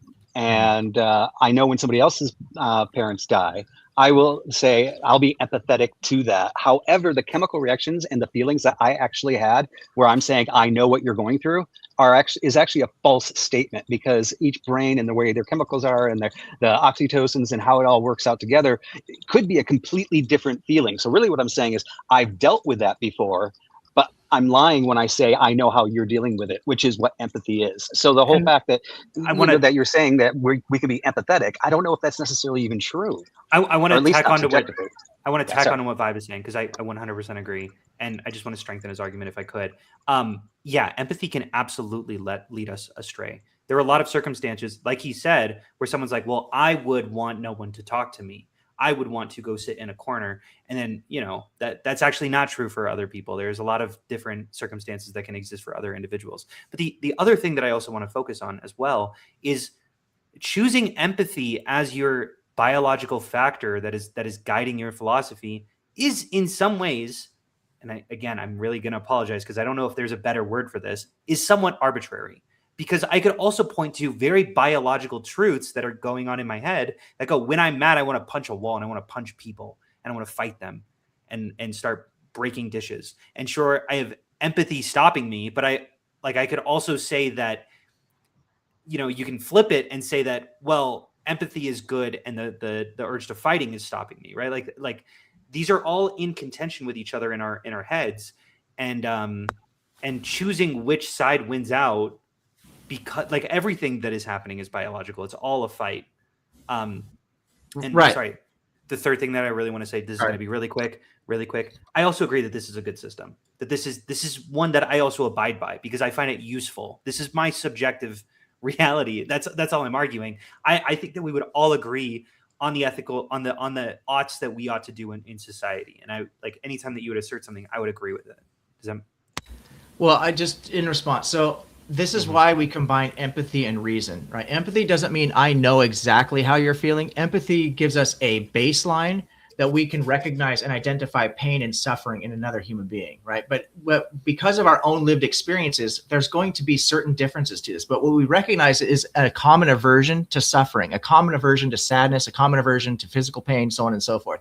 We can also measure these things neurologically, which is, again, what I said earlier, is that we actually have in neuroscience and in psychology an ability to detect people that lack these abilities. They do not possess the ability to apparently obtain empathy. They also don't necessarily, there are people who don't possess the ability to obtain rational thought or rational thinking. So we could see that there are gradients to this, but that does not demonstrate that it does not exist at a biological level. And anything that exists at a biological level is in fact independent of any stance. It works chemically. Chemically is unguided as far as minds go, right? It's not a mentally guided process. It's stance independent. Sure. It feels very weird to call like stuff like empathy or oxytocin or whatever neurochemicals that we're referring to as mind independent. Like they're also like, are they mind independent or are they the mind? This is what I just said in my opening statement too. Like it's a chemical soup, right? That we're talking about in our brains, and each person with their glands and things like that are generating different amounts, which actually equate to what their decision making is. Like even like with Rawls Vale, where you're supposed to like remove yourself from everything and not know where you're going in society. Some people's chemical soup are going to still say, I want the rich to succeed, and I'm going to gamble because that's my nature, that's my chemical soup makeup on, I hope I win, and I'm born in the rich race because I rigged it for the rich, even if I'm willing to take the chance. Other people will be like, well, it needs to be fair. I don't know where I'm going to end up. I'm the safety guy because my chemical soup says I'm safe. These are still subjective based on the chemical soup. Yeah, I'm not trying to be unfair here, so correct me if I'm wrong, but it feels like you're trying to put the cart before the horse by saying that because these chemical processes affect our subjective intuitions, that now these chemicals themselves are subjective. I'm saying the chemical processes are in fact objective. They are stance independent. They are what produce the effect of us taking a particular stance, but that stance is not random. It's affected by something intentional. It's something physical, which we say the biochemical, the neurological processes. Sure. I mean, I'm just going to go back to could you answer my question, which couldn't I point to other, I guess you said we have reason to facilitate like anger as opposed to empathy. That's why we're choosing empathy is through reason. Because there's a lot of different biological factors that we could choose, right? Sure, absolutely. There's a lot of different emotions, right? Right. Yeah. And we must employ reason. Reason is, as you mentioned, Carrier. I mentioned Socrates, Plato, Kant, Aquinas. I mean, Ayn Rand, right? Reason is the fundamental. That makes him better. Yeah, I would say reason is the fundamental principle that we must apply. But empathy is at the core of the biology. The reason we actually do these things is because it affects us personally at a personal levels. Yeah, but so does all of the other emotions. Like horniness also affects me on a personal level. It makes me feel good. So I should just indulge as much as I want. Like as long as you recognize that you wouldn't want to be violated without consent. So obviously, you can do whatever you want with any other consenting adult. I'm all for it, brother. But it becomes a question of, okay, so are you now saying that because a person is horny, that then justifies them just violating people all over the place like a bunch of bonobos? I never said anything about violation. Okay, I'm sorry. I read into your. That's my fault. No. Sorry, no. That's fine. That's fine. I'm saying, can't I just invent an ethical system where I have sex all the time, and that is what I'm, and not non-consensually. Okay, I'm very good with my consent, and that's all I'm fucking doing is just having sex constantly. And I'm going, it's a biological process, it's objective. Actually, I don't know the specific neurochemicals that exist there, but like you're like, well, it hits those neurotransmitters, so it's clearly objectively good that I'm doing this. And instead of like taking care of my community or taking care of my family, it's like sex all the time. It feels good. That's an objective truth because it's the chemicals in my brain say so. So if you spend all day, I'm sorry, my bad. No.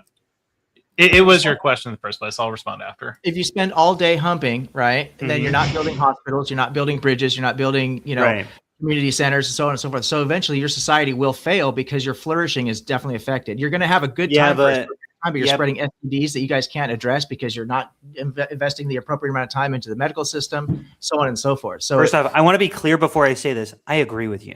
Okay. But I'm just saying you can, and I want to make sure, just really quick, I want to make sure I keep saying you, and I'm not meaning you personally. No, that's fine. That's fine.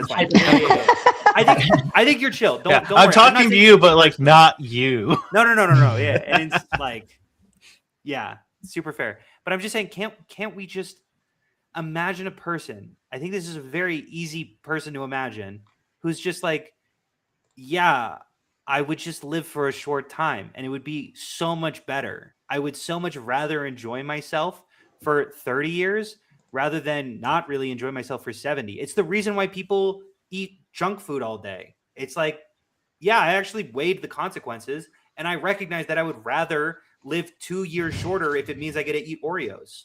And that's like, but what one would argue that it's not really like flourishing though. It's pleasurable. I grant that like I agree with you, but who are you to say? Because I would say I'm me to say, and I would say it's bad because you're not flourishing, and I'm because you're not. But then I listen because to you're people, not really respecting your right to, in this case, to like well-being. It doesn't actually contribit to well-being. Your definition of well-being. My definition. No, not even just that, but eating Oreos all day, mind you, does not. It's not good for the body. It quite literally just like all that. It's just sugar and carbs at the end of the day. However, in Hunter's case, the sugar and carbs and the happiness that it gives him when he's building the hospitals, he builds an extra story because he's so happy in life. However, when he's not eating them, he's so depressed. He does it brick by brick, and it takes him 2 years to build a single story, right? And for each person, this is going to vary, right? I mean, ultimately. And once again, obviously neither Hunter and I are saying you guys have a bad framework. We're just both saying it's not objective. I think I feel like shit when I eat junk food for dinner. I've done it before and it's miserable. And I'm like, why did I do that? It felt good in the short term and it feels terrible in the long term. I'm not going to do this again because that's my framework. But I also meet people who are like, I don't know, more overweight than me, who are like, it doesn't make me feel bad. It low-key, like, I'll just keep doing it because it makes me feel good. And I'm still able to work. I still go to work and I'm able to complete my duties. So I feel okay about myself, but I feel like the moral system you're trying to like put onto us is like some form of motivism, which I don't think either me or my opponent really like agree to. It's not like we're not saying like boo junk food in this case. It's more so that it's just like not respecting. The specific claim that I'm making isn't that also just a neurotransmitter in the brain, and what makes it more objective or more better? Like, why are we asserting empathy over gluttonousness? Because of reason. So we know that because of reason that the short-term gratification of eating all the candy. That's how it is for you. And if you don't have the ability to reason, then again, it falls back onto the cognitive limitations of the individual, because we do know because of science and because of like dentistry that a person who eats a bunch of junk food all the time, their teeth are going to fall out. They are going to suffer. They're going to have a lot of pain in their face. They're going to do it. It's self-imposed misery. And so because we understand this, we combine these chemicals in such a way, we recognize and identify what ultimately leads to our best life. Our best lived life is going to be in balance. This feels very fallacious, because you're saying overconsumption of whatever, the feel good when eat neurochemical is bad. But I would also say overconsumption of the empathy neurotransmitter is also bad. Aristotle, or I think it was Socrates who famously said that an ethical system in which you're so empathetic that you actually just give away all your belongings is bad too. I think virtue ethics has like a really good response to this, and it's that like all these virtues that are being held are supposed to be held in moderation. If there's like too much or too little of a specific virtue in this case, then you're going to have some level of unfulfillment. Great, that's a perfect like response, and that's a response to what I'm saying. Okay, cool. So let's have some balance. Yeah, but also like virtue ethics is this is a like normative framework that's objective. It's a normative framework. I agree with you that it's a normative framework. But I guess what I'm saying is, and I keep coming back to, I don't know if you guys are really understanding my question.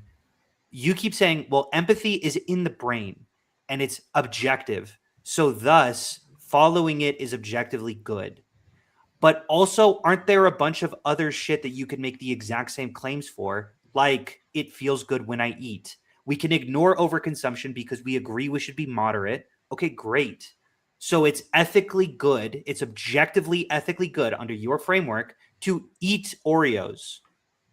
Didn't I just arrive at with the same logic that you got to from objective ethics? I think does that make sense? I feel like the disconnect is I don't think either objective ethics or I are actually saying that by I guess addressing this, how do I explain it?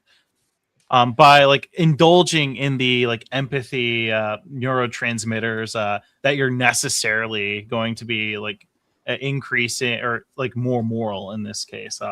Like I said earlier, in like a virtue ethics framework, as long as you're moderating these types of virtues in such a way where it's just maximizing overall, like in this case, it would just be well-being or some sort of like virtues, then you as a moral agent are satisfied in that sense. But you're saying that our ethical system is grounded in objective reality because we can trace it to neurochemicals.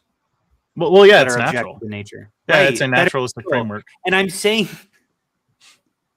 I'm going to use the exact same premises that you used, except for I'm going to switch one out and say, rather than empathy, we're going to talk about just pursuing dopamine. Isn't that also a neurotransmitter? Isn't that also okay in moderation? So this. Yeah, go ahead. And then I can be a hedonist. And then that's objectively correct, given the same exact framework that you set up. So I believe you're leaving out the moderation part. Obviously, so obviously, if you're over-consuming in dopamine, you're not actually like living a fulfilling life. Great. Okay, so let's just pursue dopamine to moderation. But that's all I'm doing. Then if you're pursuing to like moderation, then that's objectively correct. You escape hedonism. Yeah, you escape hedonism in this case. So that's objectively good to just if you're moderating your neurotransmitters such that you are practicing all of your virtues in a like perfectly moderate way, then yeah.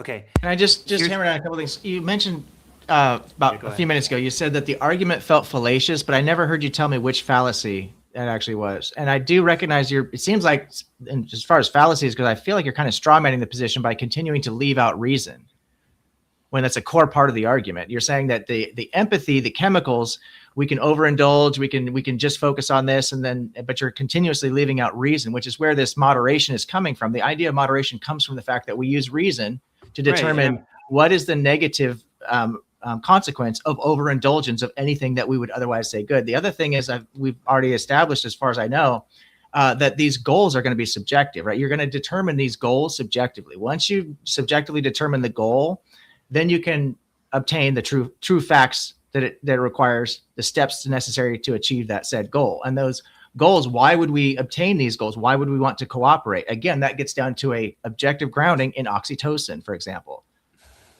Right? Cooperation. When we cooperate with each other, we get a hit. We also survive longer. Our quality of life is significantly better. So you asked 2 questions, and I want to answer both of them.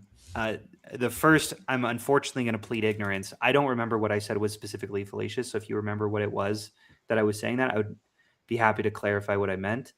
So I'm going to skip that for now. And if I say it again, please pause me and then I'll clarify what I mean, what I think is fallacious. So I apologize for forgetting. The second is that I keep forgetting about reason. And I don't think I am. I don't think I'm strawmanning you, because I think I'm using the same logic flow that you're using. I think I'm saying, okay, moderation is good. I'm also going to be using reason to piece together these arguments. Eating Oreos feels really good. Eating Oreos, I shouldn't eat so much that I get a heart attack. Okay, I'll be a little bit careful.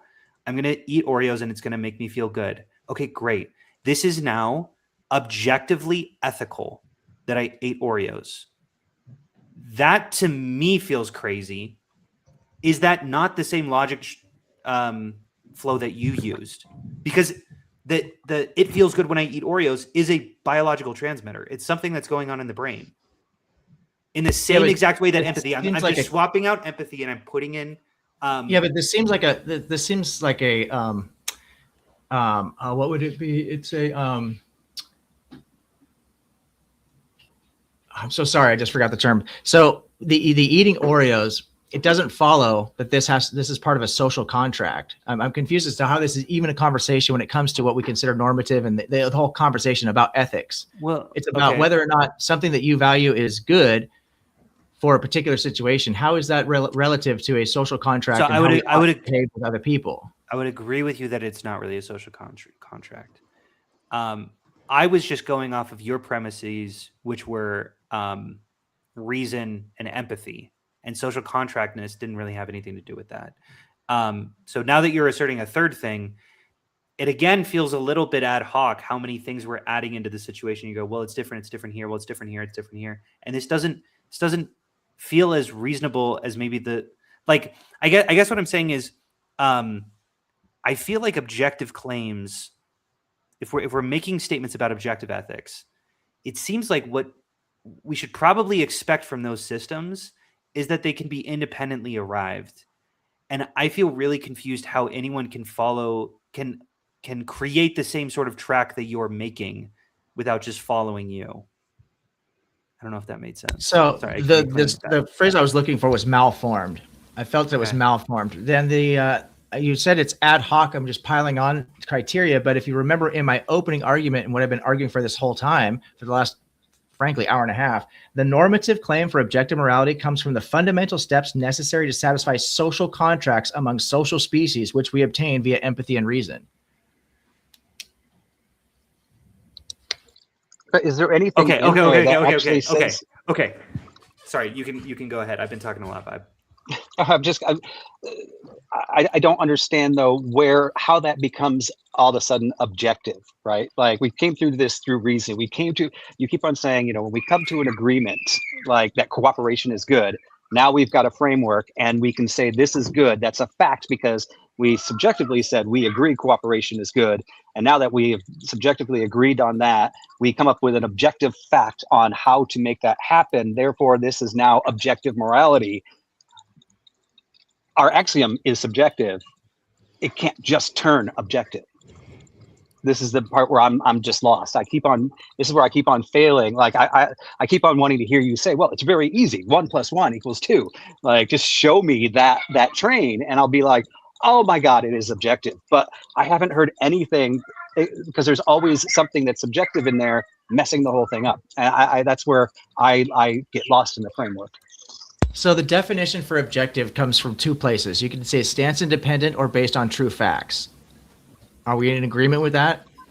Okay. Okay, I'm fine with that.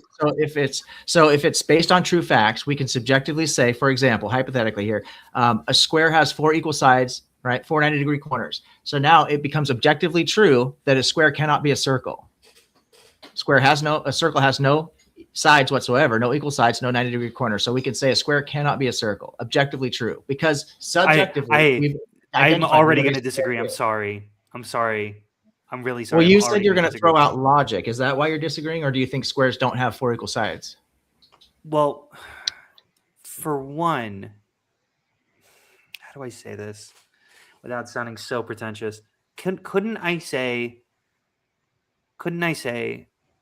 like, all you did was assert a definition, but those definitions sort of have to be just sort of accepted and also just sort of asserted dogmatically. Like, couldn't I say a glip-glorp is something that is I don't know. I could just make up definitions and start and just say that it's true that this can't be this.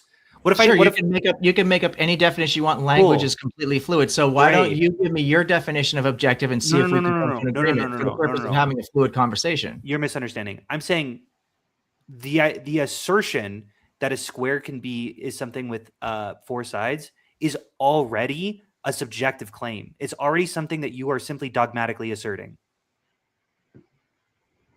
It's a definition. You're simply just claiming what a definition is. And in fact, there have been multiple different definitions of lines and have been heavily contested. I don't know if Euclid's definition of a line is not really in vogue anymore. And they kind of came up with new definitions of lines that are far more arbitrary and far more that are far less restrictive. Like I can say that a square is actually something with 4 right angles, and you might say, well, those are the same thing. Only in Euclidean spaces, actually. Like I can fucking reorganize this into any way that I choose, and what comes out is just going to be something that might be useful. It's not necessarily true. And that's my spiel. Sorry. I hope you're not frustrated with me. He looks frustrated, doesn't he? Myself? Yeah. No, not at all. Not at all. Okay, I mean, it's a little.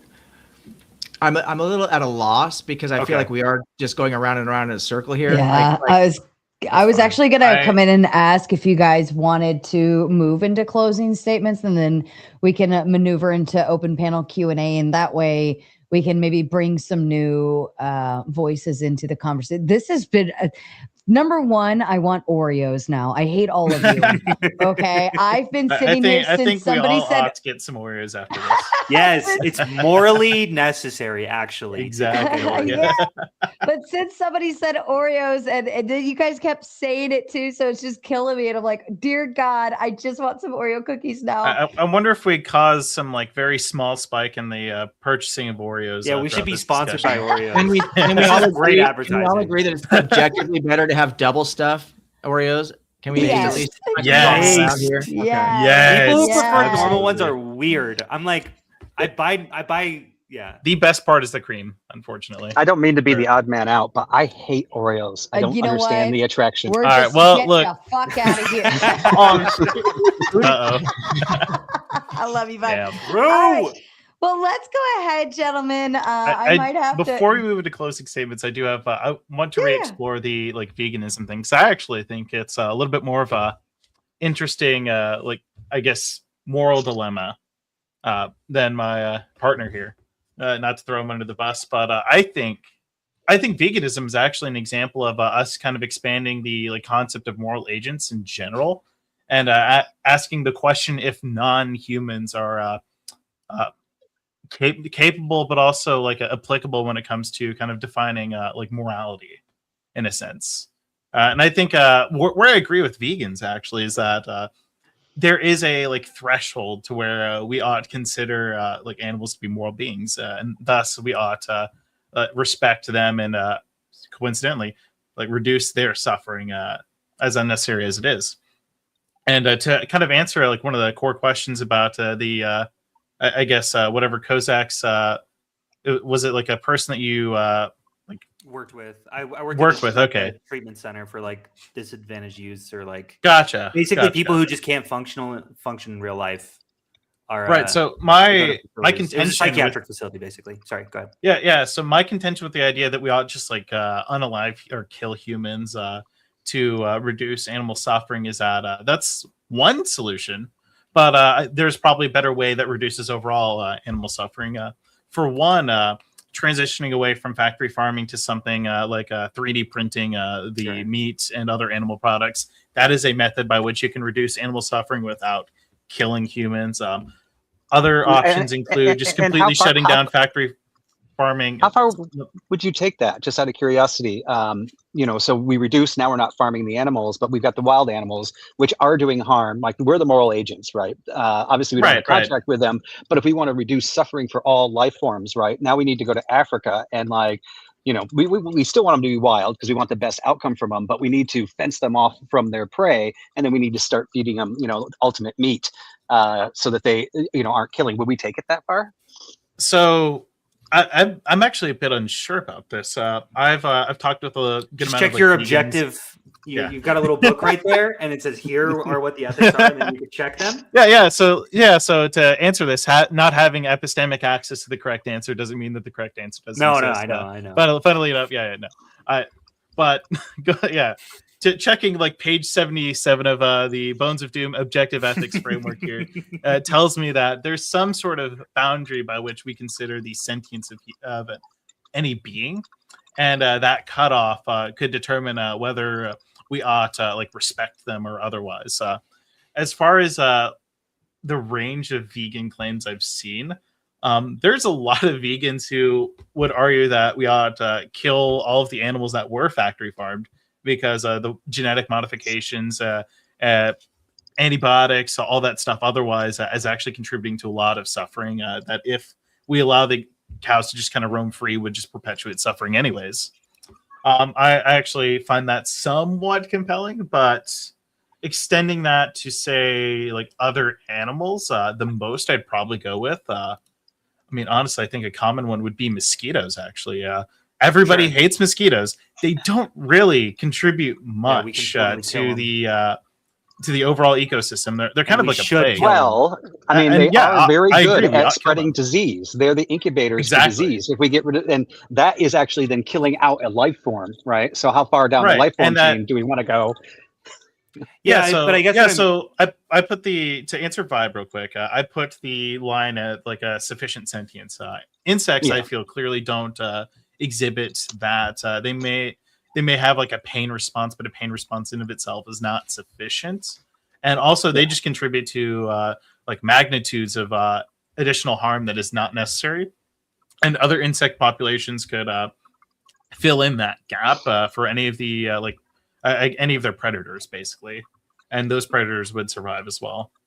And maybe this is all going to be good for like the open panel, because there's also lots of things we could in this objective ethics that we could talk about, or objective morality that we could talk about to see how well they actually line up with your own personal worldviews, right? Like when we talk about abortion and when we talk about homosexuality and things like that, how does that line up with the objective morals if the goal is for, creating society? And I'm kind of curious about that, but I'll leave it back to you, Sarah.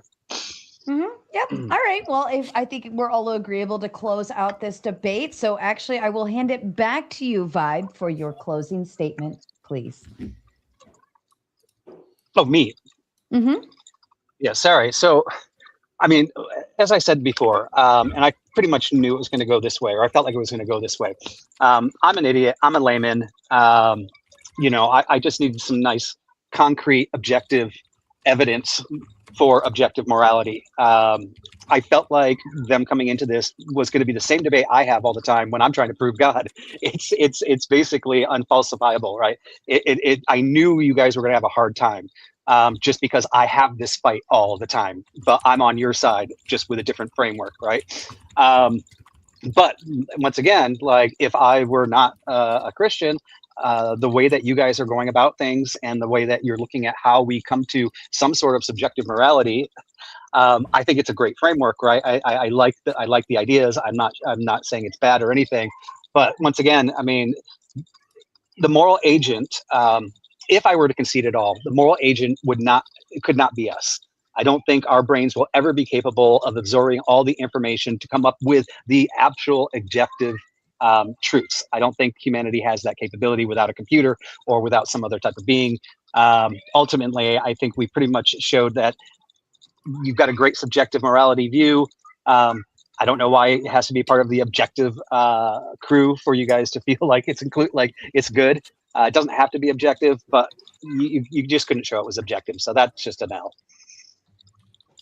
All right. Thank you so much, Vybe. And Hunter, to you, please. Yeah, I actually really liked what Vybe just said, and I haven't really thought about it in that way. Where like if you accept that lizards, for example, aren't moral agents because their brains aren't big enough to really understand the implications of ethical nature, couldn't we make the same claim about humans? Because we're clearly going off in a whole bunch of different directions. There are so many different ethical frameworks, and it's clear that a lot of these people must be getting it wrong. If there are moral facts, then actually 99% of human beings are getting it wrong. And yeah, we might be approaching a truth, but yeah, we might not be moral agents at all. The last thing that I'll say is, yeah, I think that Occam's razor is kind of on my side. I think that most moral systems can sort of be explained by environmental factors or by evolutionary psychology or things of the sort. And we don't really need moral facts to exist while still asserting sort of these objective truths. This is really something that I really like that Vybe said, that it seems like we just don't like subjective because it seems like it's not binding. It seems like it's not important. And so we throw the word objective in there to go, no, this matters. And I actually think subjectivity really matters. I really think so. Thanks for having me, Sarah. It's always fun coming on here. I really appreciate my opponents too. They were very nice and kind, even if they were a little dumb. I'm just joking. I'm just joking. They were very intelligent, and I appreciate both of you guys. Bye. I definitely will say this was a really great conversation and even a debate at that. But I didn't have to yell at anybody, especially Bones. I didn't have to tell him to shut the fuck up or anything like that. So shout out to you, Bones. But yes, Bones, with your closing statement, please, sir. Yeah, so I feel like we had a really productive conversation about whether moral realism can in fact exist outside of a God framework.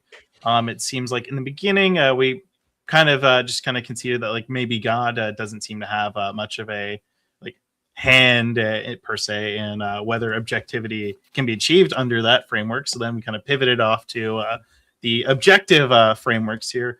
I kind of more danced around per se on a lot of the potential objective frameworks for moral realism.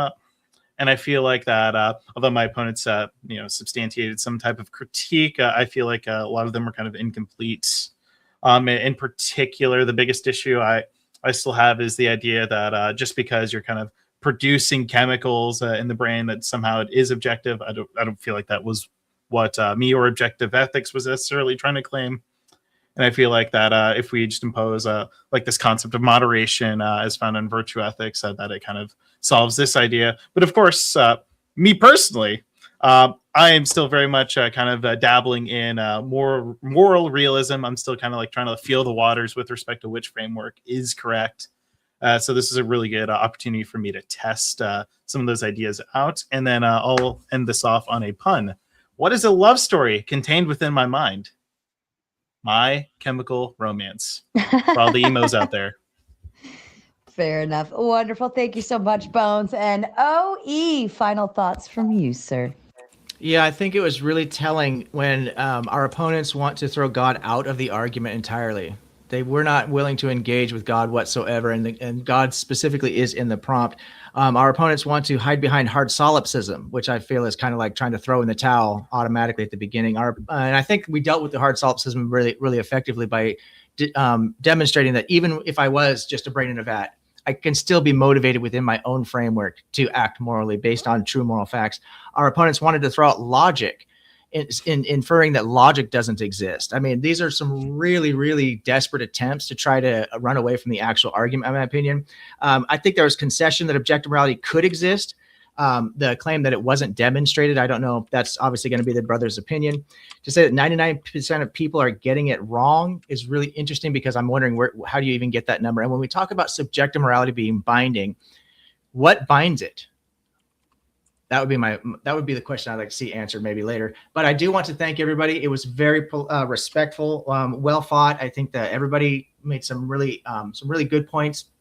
And I want to thank Sarah for hosting this, and for everybody for participating in the chat. Thank you. Absolutely. All right, quick round of the super chats. We'll get to that, and then we will bring everyone that's backstage up to do the Q&A portion of this. Base Moon and their new membership. Welcome, my friend. Jason H. to you as well. Dragon Fist says, great topic. I'm surprised he's not backstage for this one. Robin, of course, dropping by. Moral progress is demonstrable, unlike God's. Tootie getting her Rockstar membership. Shout out to you, Love Bug. Howdy, Raging Sarah. Let's get those donos rolling, maters. Yes, if you want the gauntlet, get them going. Kraut also getting his membership. And at this point, once I saw the green coming across the screen, I told everyone to gift memberships. We'll do a membership drive, and they will count as dono goals as well. Robin says, knowledge does not require certainty. A fair thought from you. And of course, Mr. Alley Cat with the Big 10 says, I need to be on this panel. Even the idea that we are brains in a vat implies that there is a brain and a vat. This is Smoker's philosophy. Any thoughts, gentlemen? I can't tell if he's agreeing with me or not. I agree with you that all of these have unstated premises that have to bottom out at some point. Obviously, yeah. Anyway, I would say that all of these assertions are going to have to bottom out at some unspoken and unasserted axioms. To kind of take this in a slightly different direction, similar to like kind of the brain and the bad idea, simulation theory. There is a paper out there I don't remember the name of, but it kind of asserts that in order to simulate the universe as it is, it would require like 30 orders of magnitude more energy than what currently exists within the universe, which makes it extremely unlikely given, we don't really have access to said energy, but, I just have of course, you could always just assert that it actually is a lot more energy than what it is, and we just don't have access to it, which... Yeah, also that I'm actually the only one exists, so the people looking at the stars right now, they don't count. We don't need to simulate that going. We just need to simulate the shit right in front of me, which is far less. And I think ultimately the claim is not specifically brains in a vat. That's the way we kind of conceptualize it, but it's brain states. That's really what we're talking about is brain states. So all you need at that point is energy, chemicals, things of that nature, which we actually can demonstrate, right? Equals MC squared. We can get all those things. So I think that brains in a vat, hard solipsism is unsolvable for many reasons, but I think the best way to address hard solipsism is through experiential asymmetry. And we can get into that if we ever want to debate hard solipsism. I also wanted to push back on one of the previous comments where it said moral progress is provable where God is not. And I would actually argue that moral progress, also from, I think all four of us would agree on this, moral progress is not provable in that we know that given all the facts, we need all the facts. And if we're given new facts using our reason, we'll go, oh, those morals that we thought were right, given the facts we knew then, we've now learned are not right. Here's our new moral conclusion, right? Because we haven't gotten there. And I asked this question before, like, how can we prove that we've made moral progress? I feel like we have, but I don't know if it's truly provable. I mean, there's a type of moral realist framework that I kind of learned about. It is moral intuitionism, and it's that you can't really like define good or bad, but you can still assert that they exist. Personally, I don't find it really compelling. The epistemology for that is just kind of dog shit because it feels very question begging. Like it's like, oh yeah, like good exists. It's just like over there. I feel so somewhere, and defining it. And don't get me wrong. If somebody really said, asked, I would say I agree with you. I would side on yours, but I would still also say, but I can't prove it. Right? It's just admitting the truth. But proof is such a touchy word there, because the truth, like time, is always going to be relative, right? Like Parmenides says, you cannot step in the same river twice, right? That doesn't mean that we cannot step into a river at any given moment in time and space. But once that water continues to flow, you'll never step in that same spot twice. So the truth can always change. It's always going to be relative to a particular state. Something that I had a debate with one time, he got really frustrated with me because I was like, you can't prove that. And then he gave a proof. And I was like, that doesn't follow for these reasons. And he's like, so is a proof just something that is convincing to you? And I go, holy shit, that is it. That is exactly what a proof is.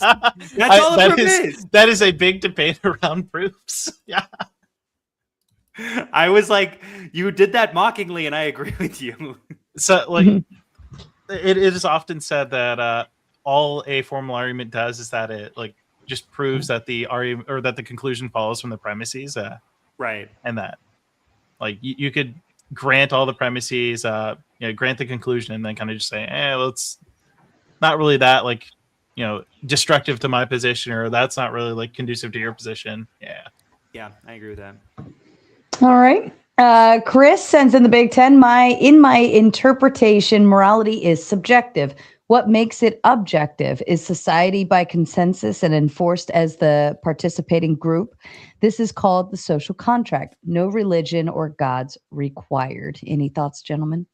This is something that's so interesting to both of our positions, because objective ethics has said this a few times, kind of this statement. I don't want to put words in your mouth if you feel like this isn't something you said. I feel like you've said this, and I look at you and I'm like, are we saying the same thing? We've been saying the same thing the whole time. It does feel confusing when you're like, yeah, well, given the social conventions and given, these specific groups. Yeah. I feel like there's a big difference between intersubjective and objective. I think social contract theory kind of relies on like an intersubjective form of like ethics, which I believe is just grounded in subjectivity anyways. So I wouldn't affirm social contract theory, but I'm kind of as far as philosophy is concerned, I'm but a small little duck wading in a very deep pond. Also, I started talking, and then Sarah was talking to other people in the chat and said, shut up in all caps. And I was like, oh, I'm going to stop talking. I hate it when they yip in my private. I defer to someone else. I was like, oh, I don't know what I did wrong. And then I looked at it. I was like, oh, that wasn't to me. So that's why I ended my argument abruptly. I said, shut up.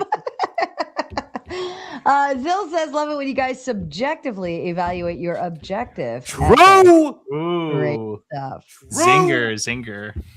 Shots fired. Leo asks, can Spurgs have morals? I feel like that's the greatest question of our lifetime. In my opinion, Spurgs can have morals, but once they stop being Spurgs, in the moment. I'm not online on. Oh, is that? Sorry, I looked it up. That's Asperger's. Gotcha.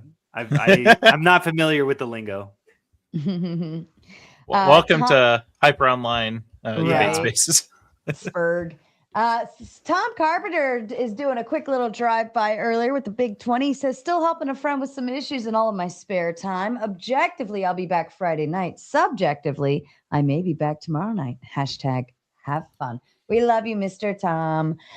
Kraut says, I think someone needs to look up the warriors' initiation practices in Zambia.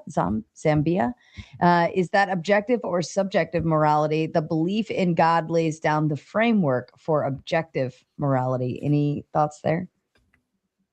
I know Kraut and I have had a discussion about this in Sarah's Discord, and funnily enough, it's pretty obvious that belief in God does not lay down the framework for objective morality.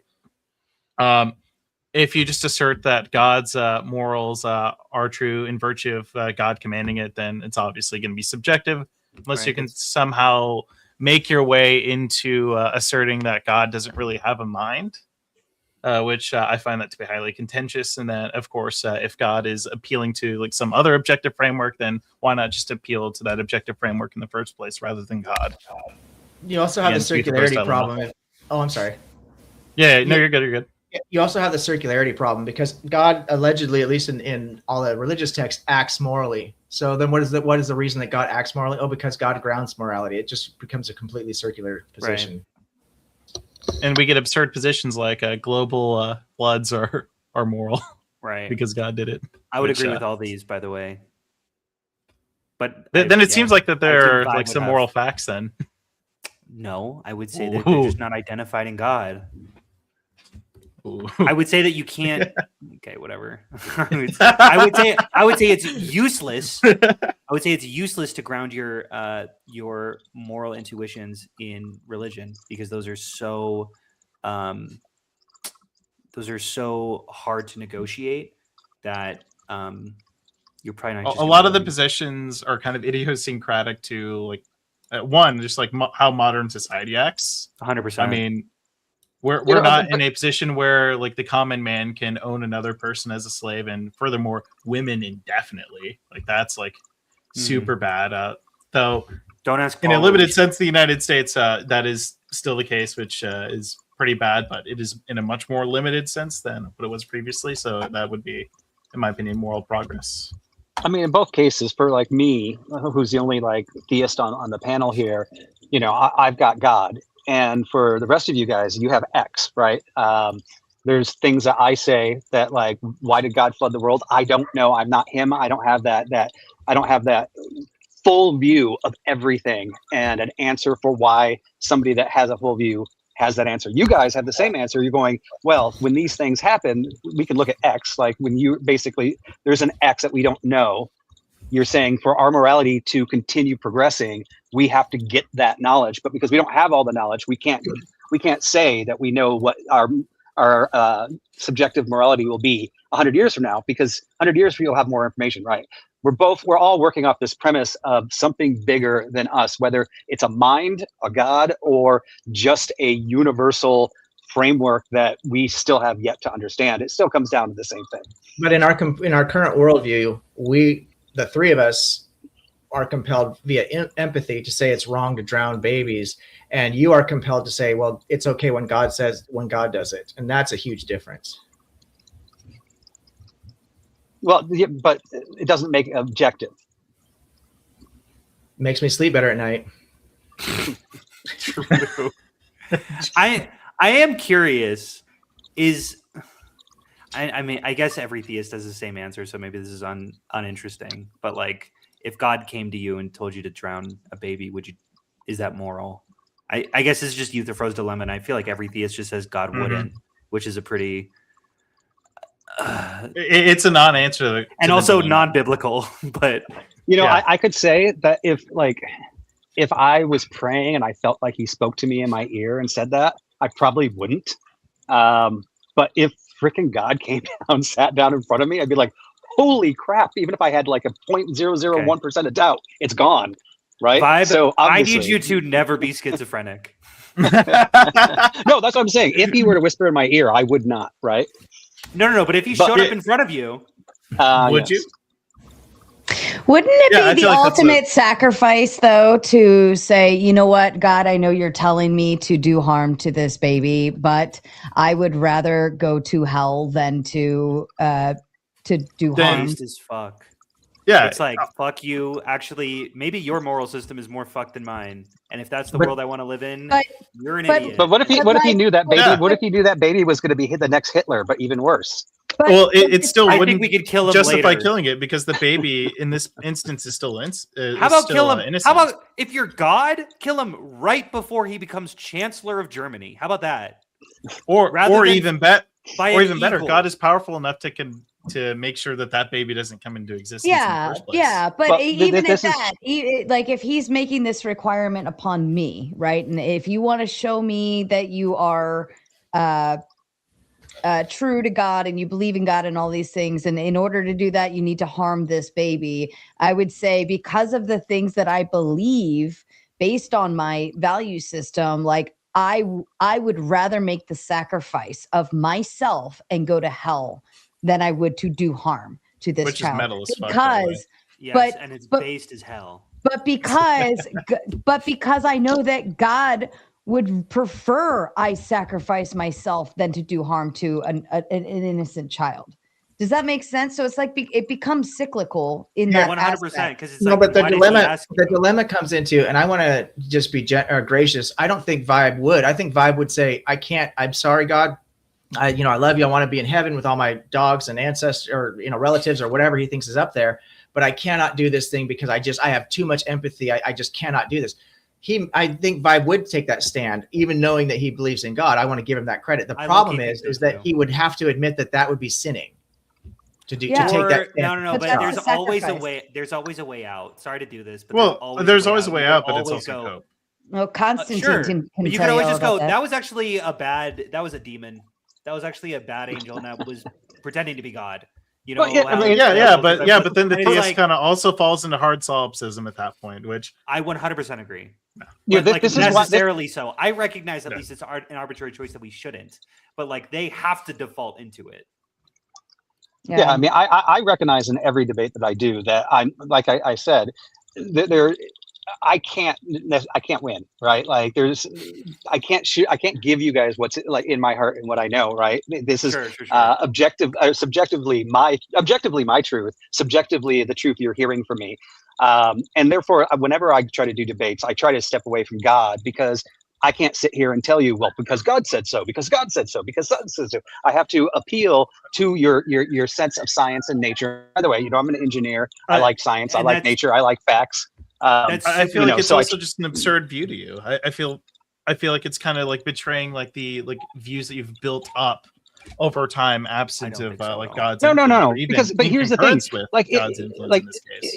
Anything I tell you, like about the flood and the babies and the slavery, if I tell you that's what God was thinking, now I am assuming the role of God, and I am also assuming that I know what he is thinking, right? Which I don't, and I have to freaking tuck my tail between my legs and actually admit I don't know why God does the things he does, right?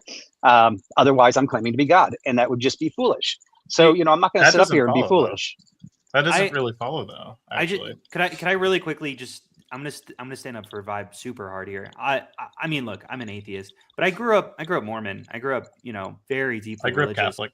Sure, but like, the thing that I really want to assert is like, man, if I really had such a strong conviction where I felt like God was telling me this is true, and I felt like it was God, I wouldn't be an atheist. Like when Vybe is like, no, I genuinely believe it, and it's in my heart, and like.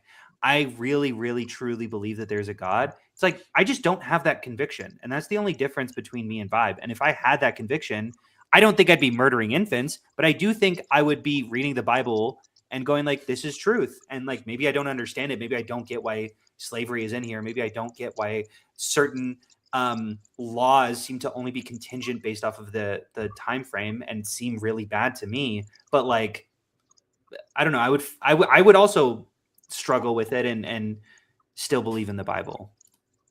Yeah, and I mean, I can come back and actually like say a lot of different things on like time periods and writings and things that actually are clear to a secularist who didn't actually understand what they were reading in the Bible, because there's a lot of stuff that's just pulled from like a single quote and not taken in full context, and not even taken in the history of the way all society was with or without God at that time, right? There were tons of slaves being owned by secularist people back then, right? So I mean, this is not necessarily a God thing, but this is not this conversation. So I'm gonna you guys want to set up another debate. I'm fair to come in and actually talk about these things, but I also want to keep it on topic. Fair, I think. Not to Awesome. Okay. I lost my spot. Zilzone says, with the big two, says, everybody freeze. He's trying to hold this channel ransom, but it's not going to work for $2. Admiral Gibbs with the big 10. Fuck off, Admiral Gibbs. I said, I'm here because my Mossad handler has said, come support or you're next. And I didn't want to find out what that meant. Zilzone says, oh, he speaks like a ventriloquist. And Arch, by the way, I don't know what that means. Shout out to Spin City, sending not 1, but 2, but 3, 4, 5, 10, 11, 12, 13, 14, 14 Raging Tomato gifted memberships. Shout out to all the lucky lottery winners, and thank your local Spin City panelist. Can we skip to the good part? Shut up, Zill. Not for $2. Spin City says membership drive. Shout out to you. And Zill says, Vybe, you got this, dude. Just tell him it's subjective. Shout out to Past and their 20 member chat. 20 month membership. That's loyalty right there. Fucking love you, Past. Says, keep up the great work, Sarah. I am so proud of you and your growth, being able to be a part of it. Much love. Hashtag real one, hashtag family, and hashtag respect. And fuck you guys and the Oreos. I'm about to just leave and run out. I hate all of you right now. For the Oreo fun, double stuff only. Vybe's going to get booted Mint again. is also just as good. Mints are amazing. It's mint and I was double actually stuff and not much else. I was actually sitting there thinking, like, maybe I'll DoorDash some Oreos, but then I was like, would I do double stuff or would I do the mint? But yeah, shout out to you. And Zill Zone says, arrest the lions and sharks for capital crime. What the fuck are you talking about, Zill? All right, gentlemen, we've got a full panel backstage waiting to hang out with you and ask you all their questions. Are you ready to meet your panel, gentlemen? All Bring right, it. Here we go.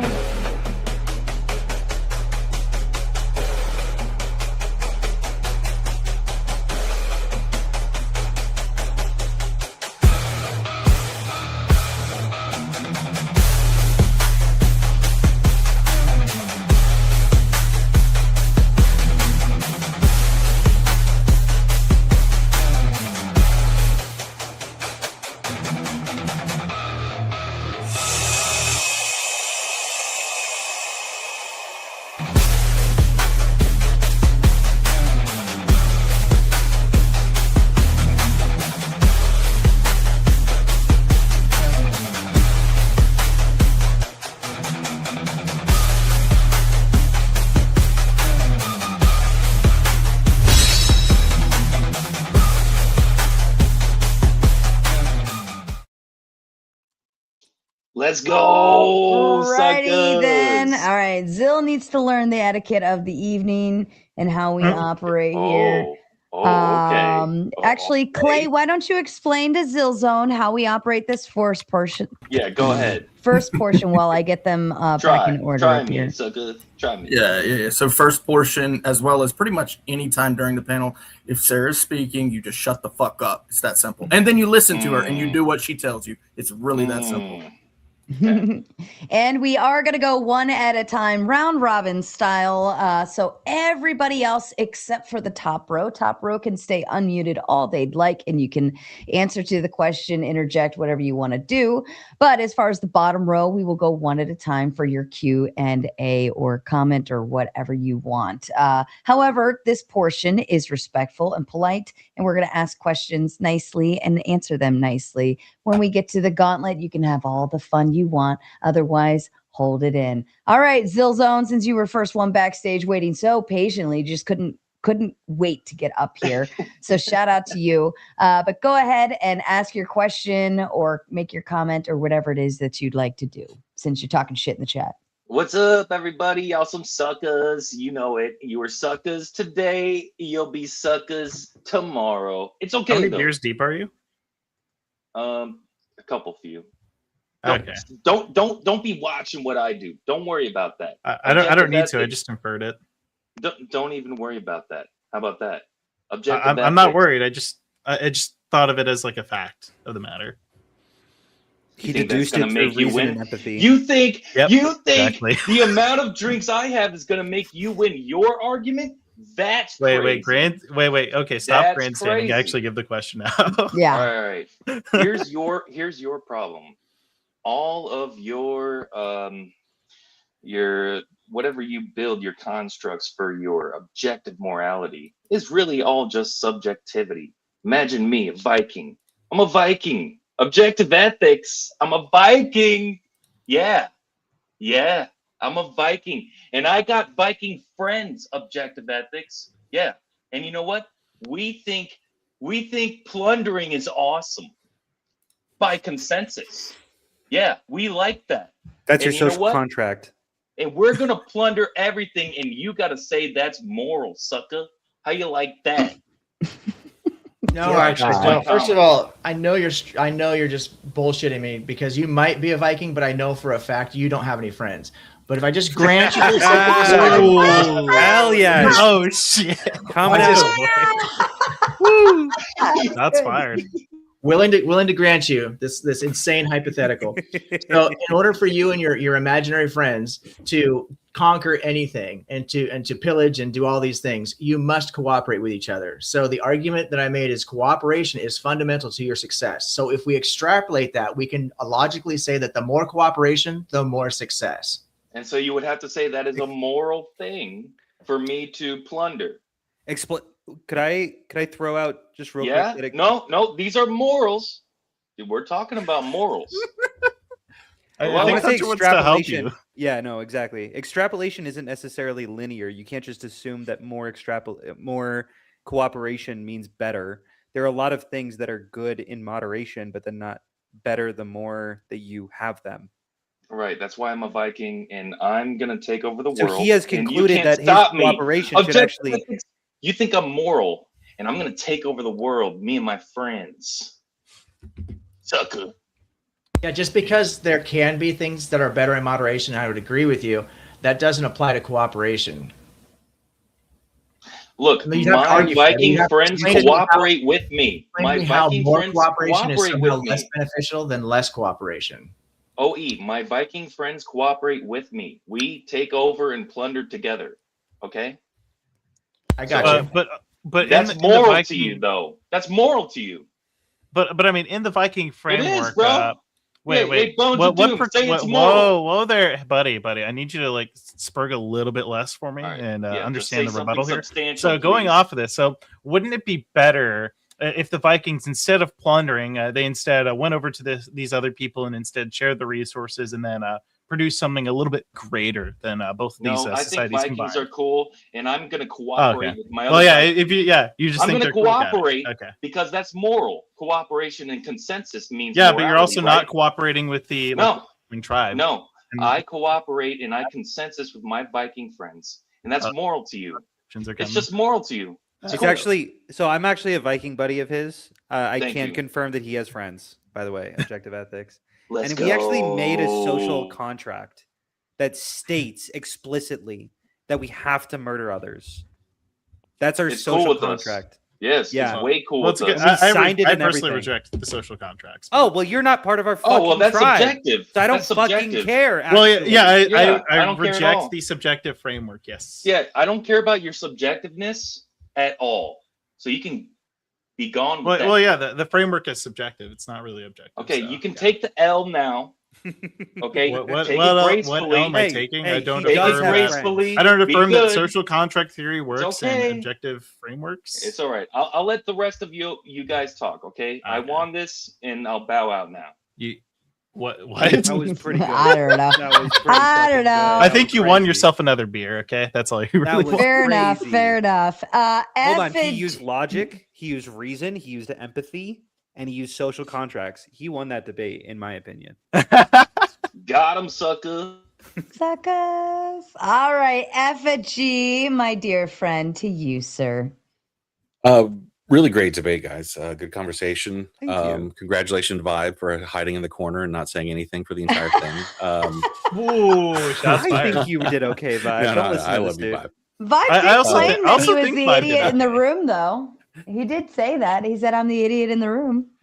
No, you're not. You're not the idiot in the room, Vybe, because you didn't bring up solipsism. Hey, rude. First off, I was hyping you up, and then you turn on me. No, I actually agree a lot with Kozak, but I have a default position where if you're the guy that brings up solipsism, all you deserve is to have the phone hung up. You know what? That's valid. That's valid. Because you should be arguing with yourself. So, quick fire questions. I'm on the fence on this one. I don't really kind of heavily lean toward either. I'm one of those people who think the answer might actually be both.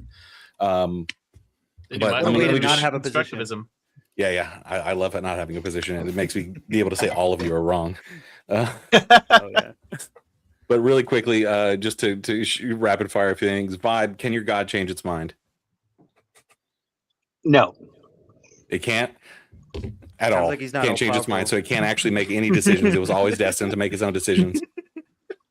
Yeah, I haven't actually followed this this thought of logic here, but if he's omnipotent, being in all times, in the beginning, in the end, in the middle, at all times, already knew what's happening there. My off the cuff gut would say he can't change his mind, although he made his mind up already, right? No, if he can't change his mind, then he can't I'd make like conscious to decisions, read right? the Bible actually on this. Let's my crack open our point Bibles. being is that if your God can change its mind, which I'm pretty sure there's actual scriptural basis in saying that God can change its mind, because there's a story where God does change his mind. If God can change his mind, then he's a subject and he is subjective. And if your author is but subjective, you've got to realize that you're putting Job. this in our linear time frame that this is written, right? So if he existed after and you can't before that exist fact, outside and of we're time. not, Time is necessary for existence. well, He's just going to disagree God, with that.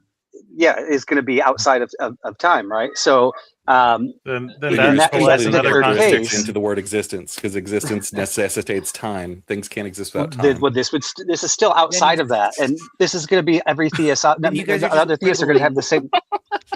You guys are just quibbling on the definition of exist then, because he would say then he's real, but he doesn't exist then because he doesn't exist in the time frame. This is useless. Yeah. You just need to point out an internal contradiction. So yeah, Vybe, can God act within time? Hold on. Could I give the standard Sunday school answer? Yeah, go. You know, go for it, Hunter. The standard Sunday school answer. This is the one that I got when I was a kid. It's like watching a football game. Okay, it's like, It's the question about free will. Okay, and determinism. If you record a football game and then watch it later, a day later, and you watch someone make that decision, did they still make that decision? Yes, but you exist outside of that present tense situation that occurred. So you can still but you're still in the timeline. Still change your mind, but like changing your mind is also implicit within our time frame. He can make logical deductions. God can make logical deductions, and I'm saying this as an atheist, by the way, but he can make logical deductions, come to conclusions, and then express those over a series of time. And we calling it changing of mind implies this like time differential that doesn't really exist within God. That's the standard. Why not? Even if the time is internally referential to the God, it's still changing your mind, and it's still making the objective morality that is supposedly authored by the God arbitrary and subjective. Look, but it's the same thing, right? Like, so I decided to come on this panel. I made that decision. I believe in free will, right? However, can I change my mind? If I were to write that, like, maybe I wasn't going to go on this panel 4 days ago, but I changed my mind today. And therefore it was written that I changed my mind. However, I can't change my mind after that action has already happened. I will say that in the book of Job, Satan 100% changes God's mind. Like, he's like, what should I do about this dude? And Satan's like, torment him. And he goes, yeah, that's the story I was referencing. I'm going to do it. There's another example there's multiple examples. This is actually contradictory because you get examples of both in the text. And I don't necessarily feel like doing a whole Bible search right now, but the Bible does say that God is not a man that he could change his mind. It also states in stories like they mentioned Job. You can also think, I believe it was Abraham and Lot, if I'm getting that story correctly, with Sodom and Gomorrah, where God's like, I need to decide. No, that's the wrong story. It's the story of Moses, I think, when he tells Moses, I need to decide what I want to do. So it infers that God is sitting there mulling decisions over. Look, you just don't understand. Anytime that we read the Bible, it has to be interpreted through our human lens. So anytime that we understand it, it's actually through our subjective and ephemeral perspective. And anytime it's translated into our language, objective ethics, duh.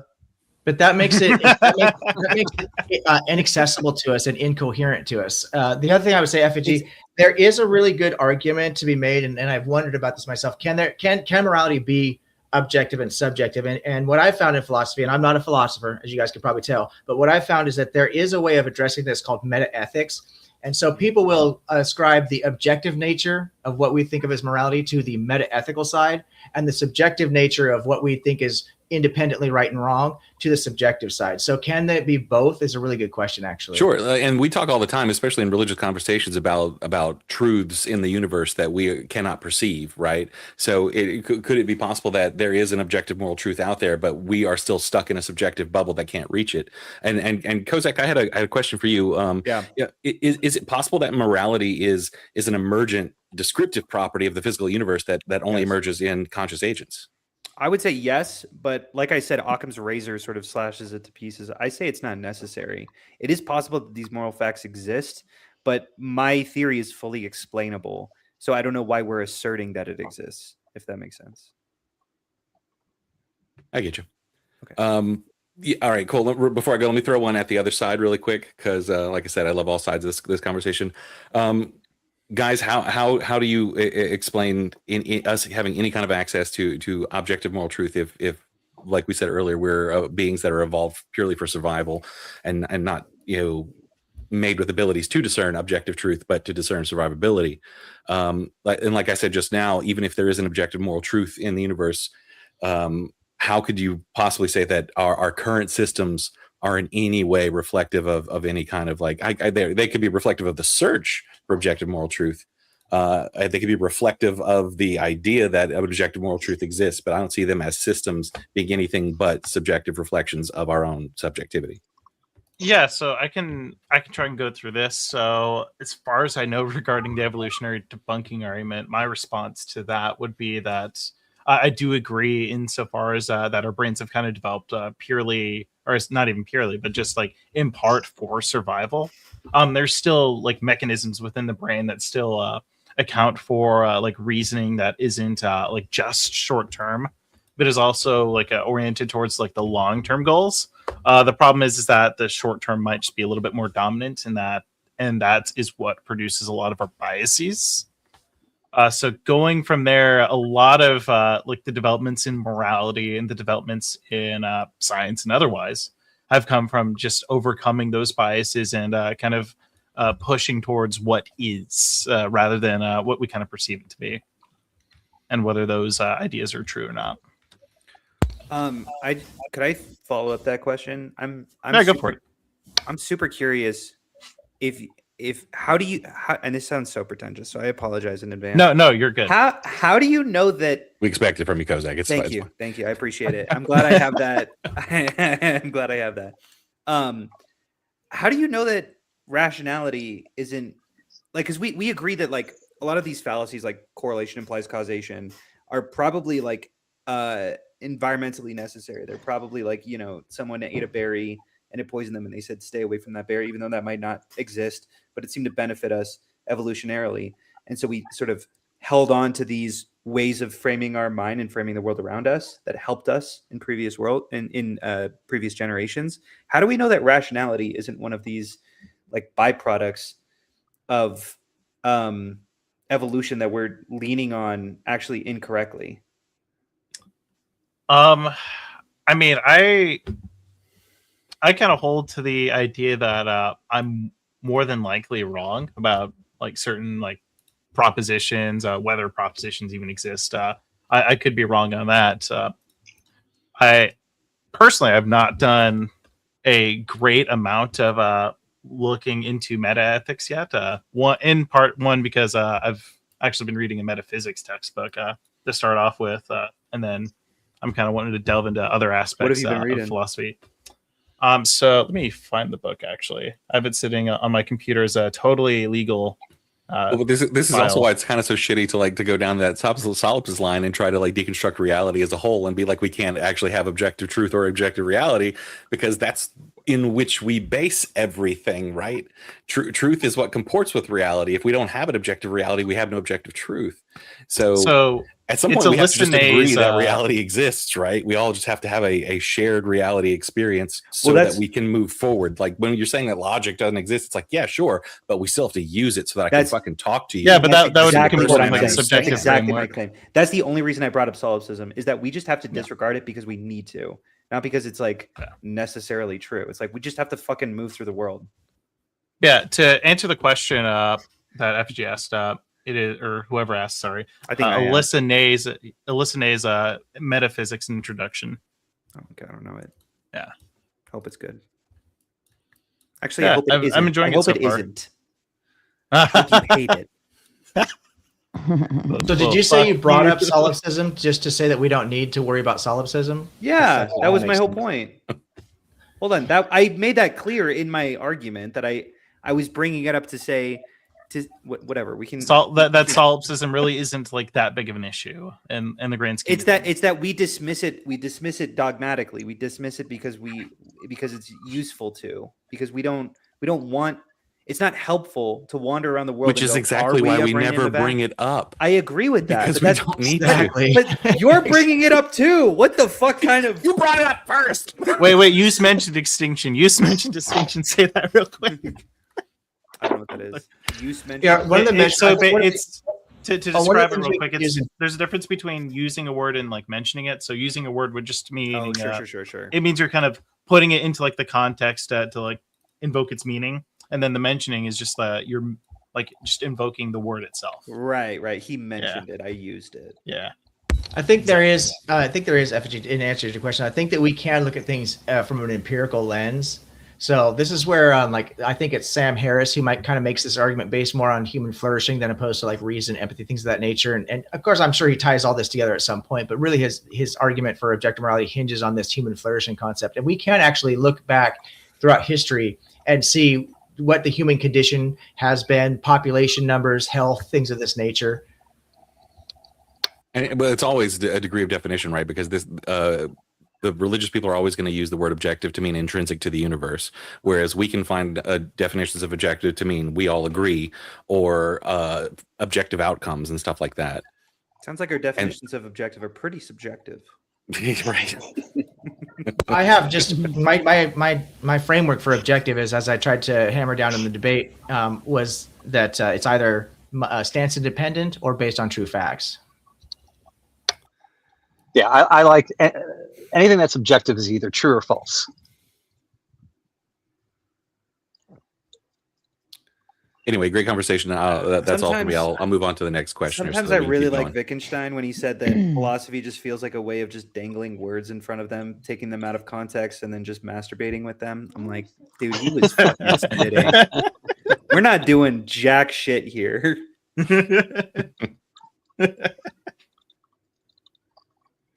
I mean, there's a reason why the people seem to really find a disgust with Phil Bros. No, and it's valid. Wittgenstein might be onto something there. Yeah, I love him. He's my favorite. All right, let's go ahead and move on to Brandon. Brandon, it's been a while since you've been on panel. Glad to see you here again. Your question or comment, please. Yeah, thanks for having me. I have a question for both sides. I'll ask Vybe and Hunter first, because the prompt says something about, can you have objective morality without God, essentially? Do you guys think it's possible, if God doesn't exist, that moral realism is true? Do you think that's possible? So I'll go first, I guess. I've said this before, that I do think it's possible. I haven't really been shown I haven't really been That's a concession, by the way. Get right. Oh shit! True, because it does say can, not does. Yeah, that's actually true. That maybe I've actually been on the wrong side of the debate the entire time. Holy shit! Yeah, these prompts are very subject to what I like to coin to my perspective. But, that's a concession. We just flipped. Yeah, but the term I like to use, it's very non-PC. It's called prompt raping. It's very much just taking the prompt and just kind of utilizing it to its like very evil extent. And by evil, I just mean Yeah. So it's like very like being overly semantic about it. Yeah. Which I've done before. You know, on Brandon's question too, I actually kind of came to the conclusion before this, like with Hunter, like once again trying to remove God and going, could there be an ultimate? It's not written, but just using like mathematics and logic and physics, an ultimate good for the end of the universe, where if we play our cards this direction, that would be the best way to do it as a society here on Earth, as species in the universe, and things like that. But then I started thinking, which would mean I would say yes, it can. But then I actually brought it up in the debate. when I actually started thinking that, I was trying to figure out, but what is who determines what the best ending is, if there is an ending, for all of that? And then all of a sudden now, even if there is that truth, there has to be like 20 different endings depending on what we do. Somehow there has to be a consensus on which ending is the proper ending. And therefore, all of a sudden now I go, well, now the whole concept kind of goes out the window. I 100% with Vybe. I'm 100% with Vybe, but I'm also like, but maybe someone shows me a stance independent thing and I go, oh, okay, I guess that actually reframes everything for me. And I totally understand having like a genuine vantage point that is objective and above every other human, that is like, it's something that we can point to. But I haven't been demonstrated that one bit. Like it really does feel very clearly like it is impossible to have like stance independent just doesn't exist. That there is no universal standpoint. Stance independence categorically or in the realm of morality? I would say categorically. I feel like that's a big burden you just put on yourself. Is it? I mean, hold on. I'm just thinking about what would physics. Be the argument for that be? Well, I would say that Einstein said very clearly that there's not a universal standpoint, that motion is all relative to the observer. I don't know what else that applies to. Is there another field that I'm not thinking of that it fucks my position? Like, do you think the moon is stance independent, or do you think it depends on our stances? The moon's motion absolutely depends on our stances. No, its existence, not the motion.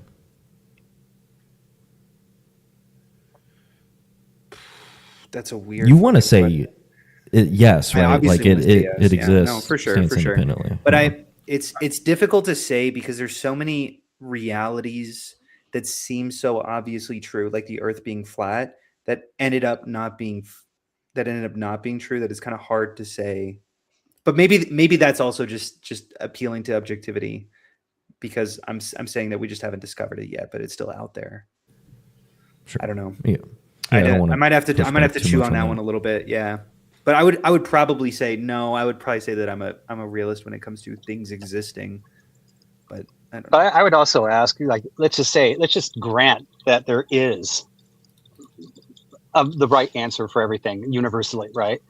My next question to be that if I were to grant that, is it knowable? Will it ever be knowable by us? And I would say that actually probably isn't. We're probably actually never capable of knowing it 100%. The moral progress may be like right now we're at 10% of knowing it, and maybe someday we'll get up to 20% of being morally correct. We're just we're just approaching it. Yeah. And we'll never. I mean, actually similar. It would be similar to how the scientific method kind of approaches to the fact of the matter on stuff like biology or physics. Something similar to that.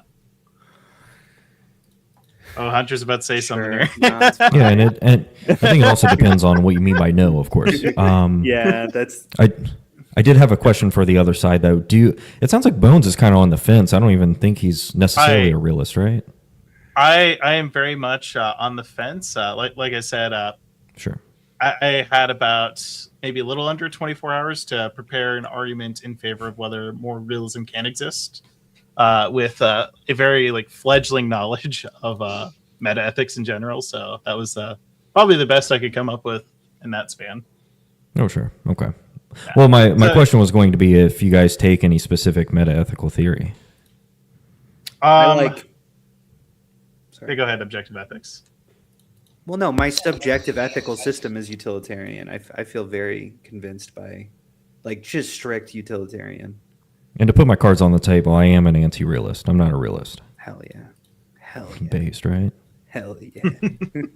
Yeah, I don't necessarily separate ethics from morality when it comes to this particular question. I think that we can identify that categorically it functions to say medical ethics or legal ethics or business ethics or whatever it is, but that's just to establish it there. Once we set this goal, there are principles that we can then apply to said goal. So I think that works functionally the same way with just saying that, as I've said before, once the goal is established, we can obtain true facts to lead to the goal. So I don't think it's useful, in my opinion, objectivity. other than moving the conversation to whether or not both can exist, which I think is actually a good conversation to have. Can we have both objective and subjective views on this? But I'm not sure how to really put all that together because it's not the position I hold.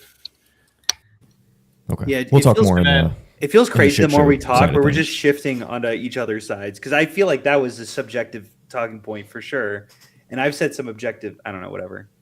Yeah, I mean, look, we're all little ducks in the like deep pond of philosophy. Okay, we're all trying to get along our own way here. But to answer Brandon's question, honestly, within the span of the 24 hours, I kind of fuck with like a moral naturalism, and then also like constructivism is also kind of sitting in there. Virtue ethics as well, like that also like seems like something that seems pretty like interesting. What's I've only prior heard to kind I've of only- deep diving into real quick. meta ethics for like 24 hours. I've only heard constructivism in terms of linguistics and math. What is it in terms of ethics? What is constructivism? So basically, constructivists kind of assert that there are like moral facts, but unlike other systems which don't really, which other moral naturalist theories don't really have a great answer to, like the moral imperative. A constructivist says that there's a certain process that you go through in order to kind of determine whether there is a moral imperative to do something. I could be wrong, but that's like my. I just very, looked something up. cursory I just looked glance. something up real quick. It says ethical constructivism is the meta-ethical view that moral truths are not objective stance, independent facts waiting to be discovered. Boom, bah! Oh shit! No, He's on our side. Fuck. But yeah, That's well, a like good I section, by the said, way. it's span of like 24 hours. That's probably where I'm like sitting at. Which is to say, I'm unsure about moral realism. Base. And that, unfortunately, I'm a LARPer. I came up here to LARP. It's okay. I was going to LARP as a realist. It's fine. All right. All set, Brandon? All right. Clay, I'm going to kick it over to you, sir. Cool. Thank you, Sarah, and thank you guys for coming up and having this discussion, this debate. This was actually really enjoyable. I have to give Bones a lot of credit tonight, bro. It was actually pretty good watching you. Thank you. Also, I'm not sure whether to take that as a compliment, I know, given he our said- previous interactions. He said it actually like it was surprising. He's like, usually you fucking suck. Actually, No. this time it was not bad. Nah, it was good though. It was good. It's a compliment. So I'm really glad that you guys got off the subject of whether God exists or not. I know that's how the conversation started out, and that I think is one of the difficulties in having this conversation of whether these things like objective morality can exist without God. It kind of can go all sorts of different ways, and one of the ways it did go immediately was whether God exists or not. But you guys actually got to the conversation, got to the real debate. But I did have some questions in regards to some of the things that you guys were saying on OE's and Bones' side. In reference to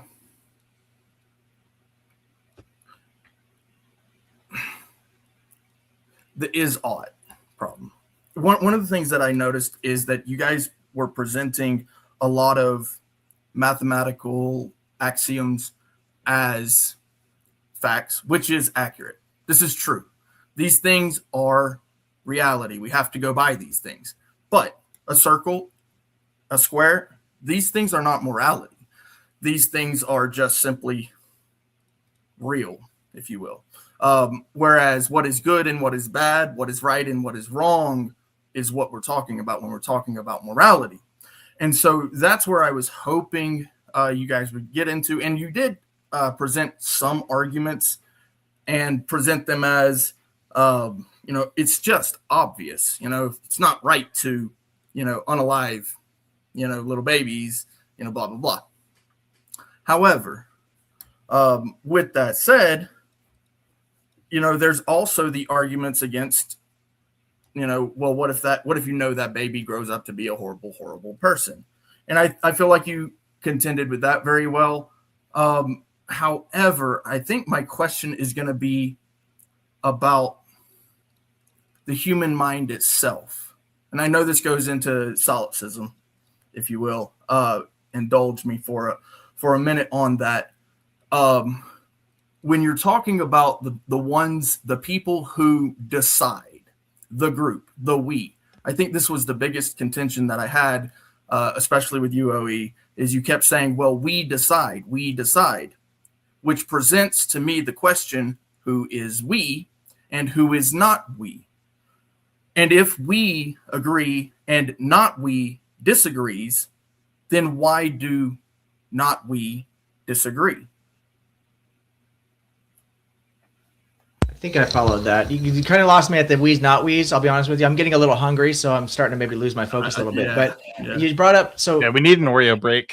If I and I want to follow you, Clay, just to make sure here. So stop me if I'm wrong. But it seemed to me you started talking about the is ought problem, the guillotine, right? And I did bring that up at the beginning of my opening argument because a lot of people do try to introduce the guillotine into this conversation. And so we know we can derive oughts from ises, both linguistically by building the bridge, right? And with the if, like I gave the example, if a surgeon wants to perform a successful surgery, they ought to sterilize their equipment. So this ought is built off of the is, right? And we bridge that logically with the if. The other thing we can look at is just empirically. So I mentioned the oxytocin, right? So there's, if I want oxytocin, I know I have to play nice with others. That's how oxytocin is generated in the body chemically, right? Biochemically. I crave oxytocin as a part of my biological genetic makeup. The is literally caused by the ought. So hopefully that addresses kind of the is ought situation. And I would refer you to other scholars who've already addressed this, because Hume did not say this is a universal thing. You cannot do this. Socrates, Plato, all the way up through Dr. Carrier specifically addressed this is ought gap, and a lot of people misunderstand this. The other thing I would say is the in-group, out-group. So what we're looking for is building up a justifiable argument, right? It's an argument that justifies our particular position. So if we know that cooperation works, then it logically follows that more cooperation would work better. So somebody I think earlier said, well, we can have instances where moderation is good. And I said, absolutely. But how does that actually apply then to cooperation, moderate cooperation versus just cooperation? I think it kind of falls apart. Logically speaking, I can't conceptualize a situation where more cooperation is actually worse for people than less cooperation. I can't. Now that might be my own ignorance, my own incredulity, and I may have to just, bite that bullet at that point. I do want to go ahead, Hunter. Yeah. Couple things. First off, I very much disagree with your is odd answer, where like if whatever, what was it? If a surgeon wants to save a patient, he ought to perform surgery or something like that. He ought like sterilize the equipment. Surgery, clean he ought to sterilize his equipment. Great, because we know that the sterilization of equipment will statistically improve the chances of successful surgery. That material conditional is a statement in of itself. It's not Q. It's not that's if P then Q, not Q itself. It's not if you're just arguing that it doesn't follow logically.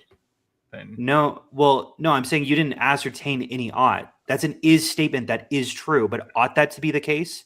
Ought it be the case that if a surgeon wants to heal a patient that you should clean his utensils? You haven't answered that question. You've only declared that it is. We did with the bridge by saying if the surgeon, then the surgeon ought to. That's the link. What you need there is a premise that states P. That a surgeon wants it. Right. Why is the ought there? Because it's based on the if conditional. So if he wants to do this, he ought to do that. Because we know that doing that will lead to the goal. If that's the goal he wants, he ought to follow certain steps that will lead to his goal. What if the goal is not desired? I think Hunter's trying to say that conditional if the surgeon wants to save the patient or whatever, then he ought to sterilize his equipment. I think he's saying that conditional. You're not showing that that's true, right? That would need to be shown to be true. Are you saying something like that? No, I'm saying that is true, but that not ought to be true. The if P then Q is true, but it's not ought to be true. What you do need to do in order to invoke Q, all you're claiming is that if P then Q is true. You're not invoking that Q is true. You need P to be true for Q to be true. So you would need to actually invoke that the surgeon ought to want this. If I may, that. too. If I may, also, too. it's also This- just like a formal fallacy. Go ahead, Clay, as because well. it's your question. Go ahead. Yeah, when you're doing logic, right? You got to exclude a middle, right? Where's the excluded middle? It's confused. Right. Why is it that I should do it is answered, but the answer of why it is that I should not do something else is not answered. So the symbolic representation of this argument is actually like P implies Q, Q therefore P. I think that's like formally like it's wait, say it one more time. valid. Say it one more time. The symbolic construction of the OE's argument is like P implies Q, Q therefore P. That to me just sounds like invalid. If I may, which here is why. Here it is. God, why wait, is that? Hold on. Let me work through it, Clay. Let me work through it. Like, okay. There's like another interpretation. There's another way to go through the is-ought gap, and I'm like blanking the fuck out right now because I was just listening to like a K&B video about this, about this specific idea, and it's that there's another way to kind of interpret it, and it's that in a similar way where we can kind of like describe like what a hedgehog is. But we can't like ascribe like all of these properties to kind of be like necessary in the same way that you ought to like do a certain set of procedures to do like a surgery in order to attain some goal or some like concept. It's like it doesn't necessarily follow that if all of these are true, then that is true. But if we just reject it, then we're kind of betraying the concept of like what a like sterile like surgical background is. Or so surgical the law of excluded middle. Why would it? I don't think that has anything to do with the law. I'm confused about it. Yeah. No. I'm also confused. I'm trying to explain it. I'm trying to explain it. Okay. That's fine. Why would it necessarily be immoral to do otherwise? That might be for you then. Yeah. Not sterilize the equipment or in another hypothetical. Oh,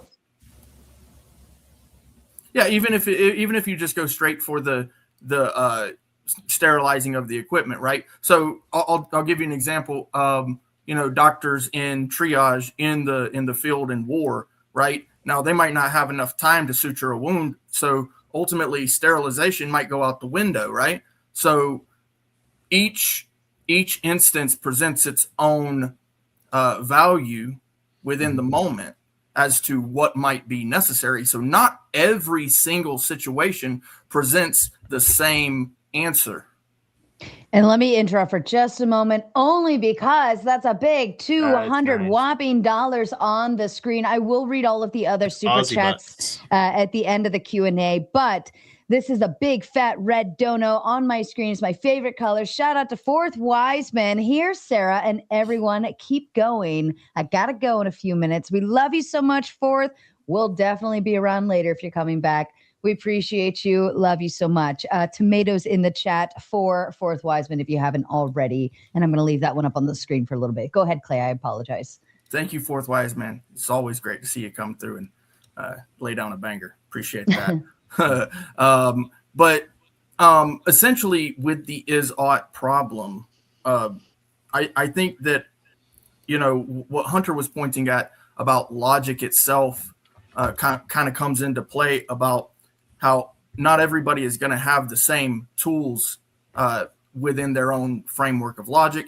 Reason works. I like reason because reason presents an argument, and an argument is giving you the ought. Now, I can also reason to do bad things, what I claim to do, what I claim is good or bad. So essentially, reason just simply doesn't give me enough to even claim morality itself either. What I'm saying essentially is that at some point, I have to realize solipsism is the answer. I always need to question what is good and bad. Solipsism is the answer because we all exist within our own minds, within our own bodies. And if we work together, we can get and do something that's beneficial. But that doesn't mean that that beneficial thing is always going to be quote unquote good or bad. And this is actually something I learned in life management skills in high school, because advertisers use these words all the time: good, bad, better, best, worst, whatever, to try to get you to buy their product. And I think that's where I'm going to leave it. I appreciate you guys. Like I said, I know OE has to get some food in him, so I'm going to try to give these guys a little more time. I did enjoy speaking with you, Clay. I don't get on these panels very often, but I really enjoyed having a chance to talk to you. Thank you so much. Wonderful. And OE, if you do need to step away or if you do need to go, you're more than welcome to. I don't want you to feel held hostage or anything, but I want to send one more big time shout out, because that's another big one coming in over on Mr. Balderson's side from our darling Fourth Wiseman with the 10 gifted memberships. Shout out to you, sir. Thank you so much, Wiseman. You're the best, brother. And Ben, it is your turn for Q&A. I think the only person through this debate that I agreed with in general was probably Hunter's. I don't. It's an extreme twisting of the word objective when you start making it have no object, when you've decided that something I cannot weigh and measure is objective, and that other people's opinions are just wrong. This is honestly, if I believed in objective morality, I would say people that believe in objective morality are objectively the worst people and have caused the most damage in history. That's based as fuck. Asserting your dominance over others. I guess the response to that would just be that people who claim to have an objective moral framework that was wrong, they would just be like causing like some sort of harm. Like they would just be they would be mistaken about the moral facts, and that mistake caused like substantive moral harm. In particular, like the theistic frameworks, I'd argue has produced a good amount of harm. In general. I agree. It's particularly like we can easily look at Christianity and all the things that they've done just because other people don't believe the same things that they do. And they have their objective morality. If I believed in objective morality, objectively, that's some shitty shit. And those people are bad people. And they feel like they're good people doing it because these other people have broken this unweighable, unmeasurable, objective morality. Yeah. So I kind of talked about this a little bit earlier about like whether we should care about a moral imperative in the first place. I actually think that like an objective framework could potentially like skirt away from like that moral imperative and in such a way that there wouldn't be like a motivation in some sense to kind of act atrociously based off of reasoning. And like that could be a way of escaping it. Again, like this is me kind of just like throwing shit to the wind and seeing if it sticks. But I feel like that would be which I agree. Maybe Hunter could further regiment this or contest this.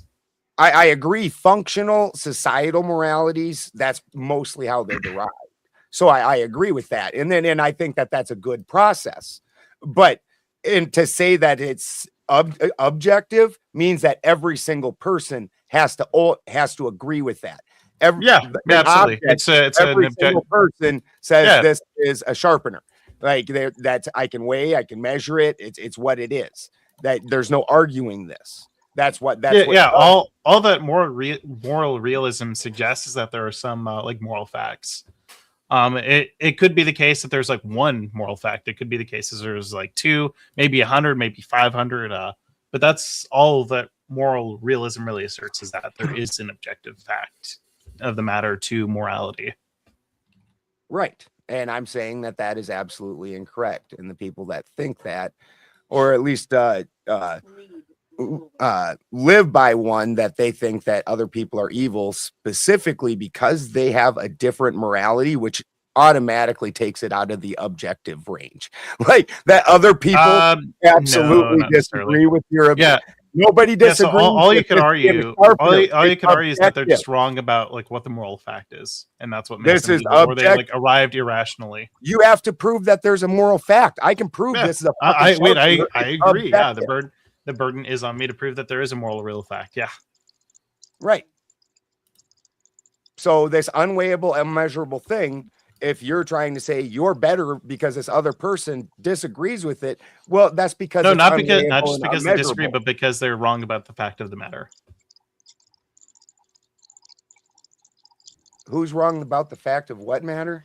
In a disagreement regarding morality, a moral realist would say that the other person would be wrong because they are mistaken or incorrect on a certain fact of the matter with respect to morality. Right. Agree. Yeah. And those it's not based off of just like, it's not just based off of like their thinking. It is based off of like, it could just be like some sort of like practices for reasoning that lead to like this like certain fact being true. It could just be that this fact that some moral realists, especially on the more like theistic side, would just say that they're like transcendental per se. Not that I subscribe to that, but if you could ultimately prove, right, that there is objective morality without God, and you could lay out the facts that were indisputable, let's just say that exists, you'll still have people, because not everybody is part of this moral agency group that can do that will disagree. Yeah, and they would just be wrong. That would you guys understand the whole if thing they disagree where with a moral fact, they'd be wrong. That this is a sharpener. That's why it's an objective fact. The whole thing where people can disagree with your saying that we can all on the panel agree grape's a horrible thing, but it's also like in some countries an actual culture and very well celebrated. They love doing that shit. And so they don't think what we think. They also somehow think that this is a sharpener. Like that's because it's objective and subjective.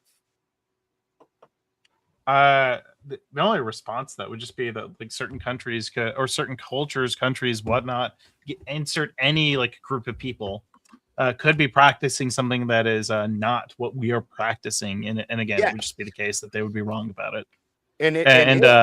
Depending on the framework, again, if we kind of invoke a virtue ethics framework, they would just be like holding to an internal contradiction on their beliefs. That if they ought like respect their own well-being, that they through like this like chain of the process, they also ought respect other people's well-being as an extent, or otherwise they'd be in contradiction. No, nobody said. I have a question for Ben. Sorry, because maybe I'm confused, and you're taking my side, so I don't want to disagree too much. But I'm just curious what you mean, because it seems like what you're asserting is that morals, because they're not cross-cultural, it means that they're subjective, and situations that are cross-cultural, like whether or not that's a sharpener, those are objective. Couldn't you say that objective includes an object, something we can weigh and measure?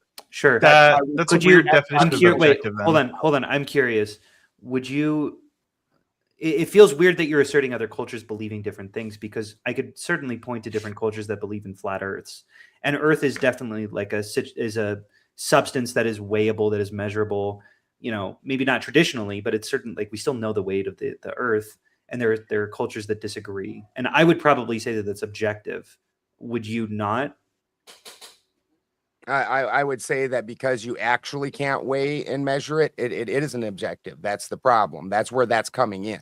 That's why other people will disagree, because there isn't actually an objective weight. You're making an extrapolation and of information. You aren't actually weighing and measuring it.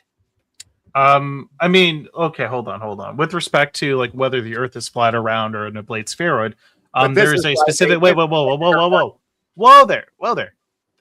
Let me get my point in.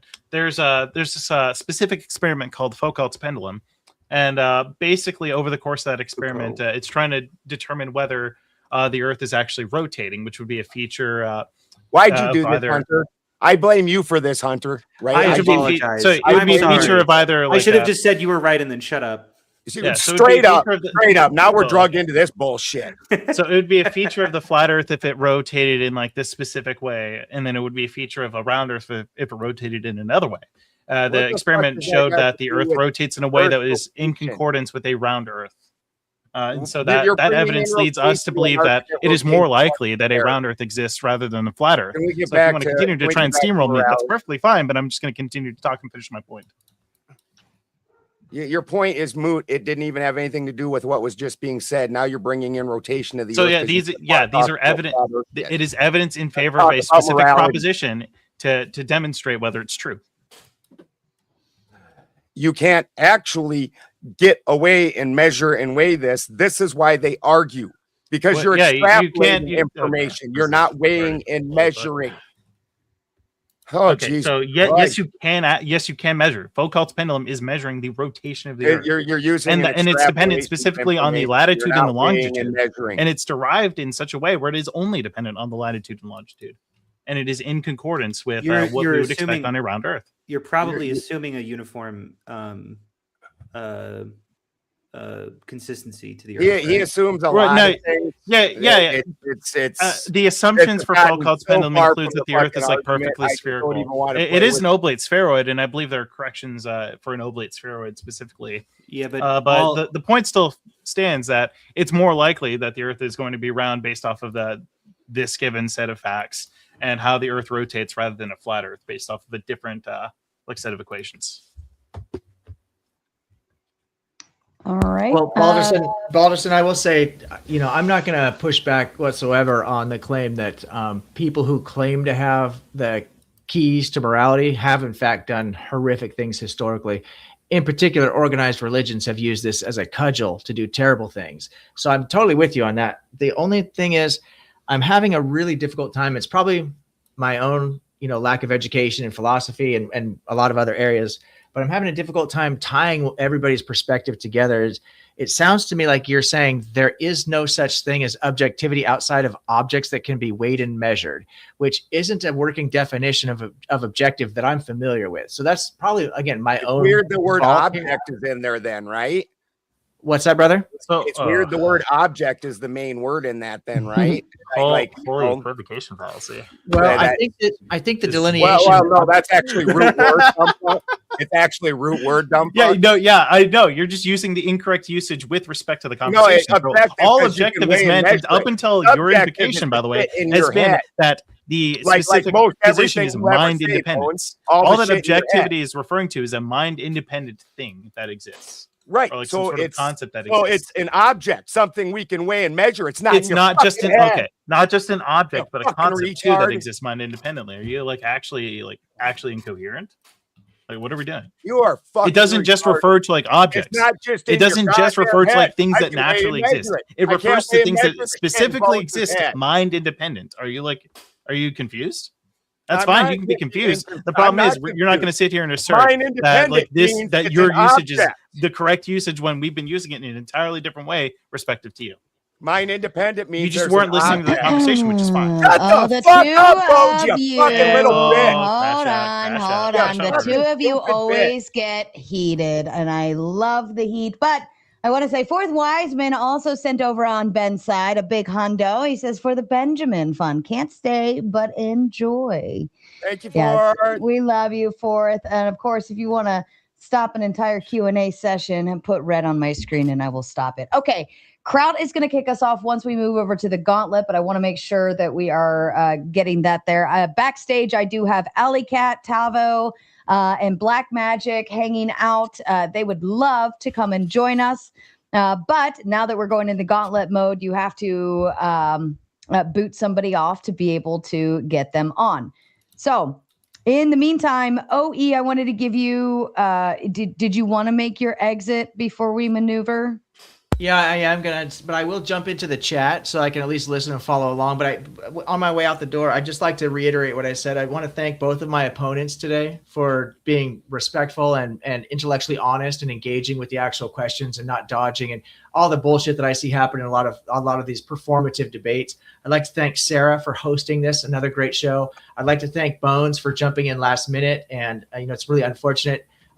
But I'm sure nobody on fire had a really good reason, some family work, whatever it might have been. So I want to be gracious to him as well. And just want to thank everybody for their participation. And please do like and subscribe to everybody's channel.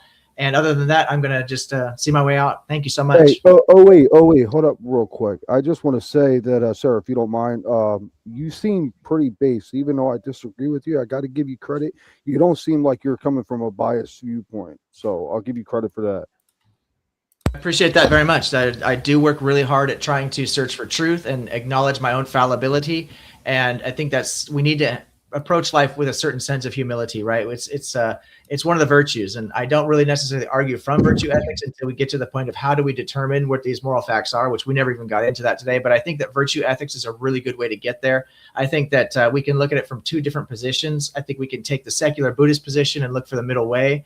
The Four Noble Truths lead to the Eightfold Path, and that really helps us to understand what the middle way is. You can also look to it from Aristotelian golden mean, right? That perfect medium between excess and deficiency. That's where these virtues lie. So we can look at anything like courage, right? You have revenge and you have fear, right? And so at this point, this is where courage actually lies. Or I'm sorry, I said revenge. I meant recklessness. So you have recklessness up here, you have fear down here. In the middle, we can find where this virtue lies. And I think that we can apply this to our lives, whether morality is objective or subjective. If I understand at a fundamental level that I can live my best life by making sure that my neighbor is living their best life and has everything they need. If my neighbor isn't going hungry, he's not likely to come steal my food. If my neighbor's not sick, he's not likely to come give me a disease, right? So on and so forth. So to live my best life, I benefit by helping my neighbor out. And I feel like if we did this on a global scale, not that we need global politics or global religion or global whatever else, but we do need this global sense of humanity, that I think that if cooperation was experienced on a global level, there would be no more wars. There would be no more fighting. There'd be no world hunger. We wouldn't be fucking up the planet and the environment and so on and so forth. So this is what I try to push for, and I try to live my life in this way. So thank you so much for recognizing that. Yeah, one last thing. I just want to say, even though we disagree on this thing, I'm sure we agree politically, and that matters more. So I appreciate you, and it's been a good debate. Thanks for everything. Thank you, OE. And where did Vybe go? He was getting some rain or something, so I think his. I just saw it. For some reason that disappeared. Okay, all right. If you are watching over on the Raging Tomato on YouTube, Facebook, Twitch, X, Insta, whatever, I am shutting all of those ends down, and we are moving over to the Gauntlet on YouTube. That is at the Gauntlet Debate on YouTube, at the Gauntlet Debate. You have to head there if you'd like to continue. Otherwise, we're going to shut that down. Okay. I do want to get through some super chats that came in during the Q&A session. If you bear with me, I just got to disconnect everything. I think that was actually a really good debate. I've never seen it be so well done between everyone. Okay, we've got Spin City.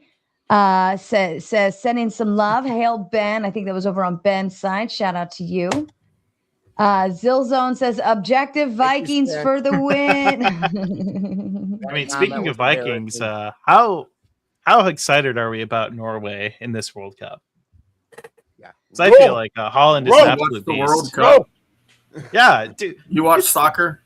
Yeah. That shit's fun as fuck. Oh, dude. I've never watched soccer before. My friend Steve showed me the guy he's talking about, Erling Haaland. This dude is he's an absolute beast. He's a unit, dude. He is, like, the physical things that this dude does is insane. Plus, when they were playing Israel, he literally just took an Israeli and chucked him into the ball and scored a goal. You can't fucking beat that. And then drank the Goldie's water. And then they donated money to Palestine. Fucking Andy drinks raw milk. Dude's a stud. Fair enough. Zillzone says objective Vikings always win. What else is there to talk about? My Viking morals are moral. Fucking Zill. Zill, I think, needs to come back up after he's had a couple more beers. The part about that is the actual Viking era was probably, there was more Christians than heathens involved in that. That was mostly Christians. By 900, all the leaders of Northern Europe were all Christianized, and all the Vikings the heathens had moved to Iceland. So the Vikings were Christians? Mostly, yeah. The Vikings got converted into Christianity. And they kind of adopted kind of a meld between like Christianity and some like quote unquote pagan beliefs. By 700, they had missionaries everywhere. Basically, what they consider the Viking era is approximately 800 to 1100, and so by 700 they had missionaries everywhere. by the mid 800s, it was mostly converted. By 900, the entire leadership of Northern Europe was all converted over to Christianity, and for 200 more years, the Viking era still lasted. I thought Vikings and Christians were two different things. I thought they. Yeah, I know. Hollywood's very confusing. I know. So correct me. The media. The Vikings were Christians. Mostly, yeah. It's Viking is a term that basically means raider. You would go out to war, go do these things, go out fight. To Viking, right? To Viking. It's actually to Viking. That's an era of Northern Europe. It's after the Great Northern Expansion. And it's again approximately 800 to 1100 by 900 AD. So while they were on their missionaries trying to save people, they were also raiding people. Yes. Interesting. Oh, okay. I didn't realize that you could save people and raid them at the same time. Good job. It's almost like privateers. Not all right. religious people are good. Dragon Fist sends in the big five, says, what about maximum endless suffering for every little thing in the universe as the objective moral worst case? Then you can work forward from there. I would say that very quickly you're going to have a fork in the road where you're going to need to choose which living thing you're going to need to prioritize for a moral action. And then what do you do then? So like this, then you can work forward from there. That's a load-bearing phrase there if I've ever seen one. I would even argue that you can't even start, right? Like, how do you know you're not there now? Yeah, because honestly, how do you know whether your actions are actually going to increase the maybe this is the suffering threshold? But yeah, it says that it's maximally suffering, but so here's the problem with how do we do the triage at this point? Yeah. Here's the problem with this. Growth is what comes from suffering, typically, no matter what situation you're in. And so with this maximum suffering, I also have achieved the maximum growth in the epitome of this species. This is the same concept as behind dark shamanism, where they literally torture kids. Most of those kids fold. But of the ones that make it, these are basically considered Ubermensch prophets. So they're the epitome of the species. So what are you trying to do? This is the problem. Have you ever seen a field that has burnt? Like the whole field's burnt, right? Like a month or two later, what color is that field? It's green, right? Green. And it's the brightest green you've ever seen. Mm-hmm. Yep. Your growth. All right. Fourth Wiseman sends the Big Ten. Which WWE are you referencing? Clay. I've got a wet pocket. Can't stay long, very busy. Hi, everyone. That would be, I don't know which we. Yeah, I said WWE. Sorry. I meant we. Hey, you know what? That's a we could reference here, right? Ooh. They've got their own morality. I mean, you see those guys come on. I mean, where's Gibbs when you need him, right? But seriously, like all the wees out here, there's like, I don't know, countless wees, right? I got a wee, right? The wee that's in my, no, I might have a wee in my head. Mm-hmm. All that stuff. Wee. Right? But in reality, right, I'm one man. I have one mind. This is actually why I don't believe in what do they call it, multitasking? Because you only got one mind, right? There ain't no we. It's just you and then everybody else. You're on your own. Fair enough. Andy sends a Big Ten, says objective comes from objectum, a thing thrown before or that to which an activity is addressed. So you can have material objects or formal objects, not just something you can weigh and measure. Any thoughts to that? This is an etymology fallacy, and I fucking hate them. Just because you can call something a villain. Oh, so villains are poor people, because that's actually what the etymology of what villain comes from. It comes from villa, meaning some poor dude. That's not the use case that exists now. So we should dismiss etymology. It can be interesting historically and anthropologically speaking, but it doesn't inform the way that the words are currently being used. I actually very much agree with you on this point. Now, it's interesting because if you actually look at the Latin the Latin words in their original form, that translation doesn't do justice to what we use the current language for, right? The English.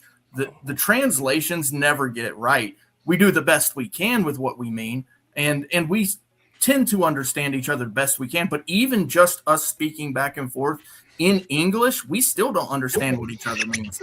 And so when we're talking specifically about definitions, that's why it's so important to extrapolate out exactly what we mean, especially when we're talking about the ought claims, because then maybe we can reach a better, more reasonable standard. But in all reality, is it objective? Or is it perfect? If you're looking for perfection, I don't see it coming. Is that Andy? Is that Andy, the philosopher guy? Mm-hmm. I love Andy. You're fucking awesome. I love you, dude. And that doesn't. And mind independent means that it's an object. That means anybody can. It's just there. It doesn't exist in your mind. Hold on. So and it can be weighed, measured. Yeah. Is no one gonna suck my dick for that village etymology that I just came up with? I was off the top of my head? That was pretty fucking on point and cool. I'm not going to do that part, but I did give you the kudos, and thank you. I actually piggybacked right off. That's all of I'm it. looking for. Hey, Clay, it's not gay if you wear gloves. Sorry, say that one more time. I told Clay it's not gay if he wears gloves. So there you go. Okay. Yeah, to kind of like piggyback off this, like a good It's always funny when people try to any- claim inherent knowledge in language. I mean, languages are wild. Languages are weird. Like especially Japanese. If you ever hear literally what Japanese people are saying to each other, I mean, that language is so the same word in Japanese for ex-wife is the same word for appetizer. Yeah. It's fucking weird. I mean, they have fart demons in that culture. A lot of Jesus. their stuff. So Yeah, I'm just saying. Yeah, but before we move off this topic, a good one super chat. A good starting point in any discussion is if there are any terms that need to be like disambiguated for the sake of the conversation.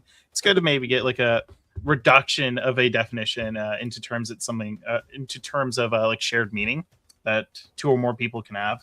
That way, like the conversation can progress. Like if someone's saying like, "Oh yeah, this like stick over there is like really cool," and you're referring to like this like kind of like. You're referring to like maybe like a PVC pipe or something. People aren't really going to like see that as a stick, but they're going to see as like maybe like a piece of wood as a stick. And as we kind of like get closer to what a stick means with respect to the conversation, we can then talk about said stick and then move on from there. This is called linguistic negotiation, and it's vital to communities thriving. Anyone gonna suck my dick for that? I had another definition. Wait, hold on. Let's wait. Fuck. Hey, God damn, I can't do it. Hold on. Wait. What is he trying to do? Flip it. And then high five. Let's try this. Boom. Wait, other side. What? I'm coming. You gotta flip it. Yep, there we go. Yeah. I need to flip my everybody camera too. just get a high five and then everybody wins. Yeah. Something like there we go. That's I am not joining your gay party. Objective Ethics with the big 20 says, I concede to Zill. I was wrong. Apparently, Zill has one friend, and that's one more than I would have thought. Shout out to OE. Don't tell Objective Ethics that I just did that for the argument, and I actually don't know who that is, and she's not a fucking friend of mine. Fair enough. James Farley says, Sarah Singh, do you want to build a snowman and ride our bikes around the halls? There you go. That one was stuck in my head for like the last hour. Not yet. I'll keep going. It's crazy what you could fucking Frozen songs you could ask It's for. crazy what we could just make you do for money. Oh, don't you ever feel Sing. like Be dance my monkey monkey. dance? Yeah. I'll tell you what, guys, send in donos to make panel members do stupid shit. I'll bet you can make a monkey dance up here. Dragon Fist with the big 5 says, I'm only trying to establish an objective worst case. And no, in this, there would be no growth, only suffering for every living thing. So isn't that like the North Pole? Like if you're at the North Pole, the only direction you can go is south, right? So that's kind of, And if you're at the objective worst case, the only place you can go is up. Well, worst is doing all of the heavy lifting there. What do you mean by worst? Worst is typically understood to be some sort of normative notion. Mm-hmm. That's what's doing the heavy lifting. Good talk. Yeah. Wow. Great talk, guys. And shout out to Tootie getting a membership over here on the Gauntlet side. We love you so much, Tootie. And let's keep this membership drive going. I will count memberships gifted towards the goal. I think it's a little cheaper, but hey, it's the gift that keeps on giving and it brings people back around. So you should probably do that. It's cheaper and you can keep the show going. Dragon Fist Andrew needs to check his fucking Discord more often. Shots fired. He doesn't really use Discord a whole lot. I usually talk to him on either IG or AOL Instant Messenger. X. I think he's on X too, or no, he's not on X. It's Instagram. Yeah, it's funny because every panelist has a different thing that they prefer. And so I could be connected to all of them, but I know which one they want to use or know which one gets their attention. It's the most confusing shit because I'm so bad with these kind of things. And I have to sit there and think for 20 minutes and go through the different apps. Who do I talk to on this fucking, which app? I have a Google, or not a Google. I have an Excel sheet with all of you and how I talk to you. It's helpful, but now it's just implanted in my head. Tootie doing the gift that keeps on giving. Much love around. Gifting out 5 Gauntlet memberships. Congratulations to you lucky lottery winners. And Dragon Fist happened to be one of those on the receiving end. So congrats to you, sir. He kicked ass, by the way. He kicked ass in Vegas.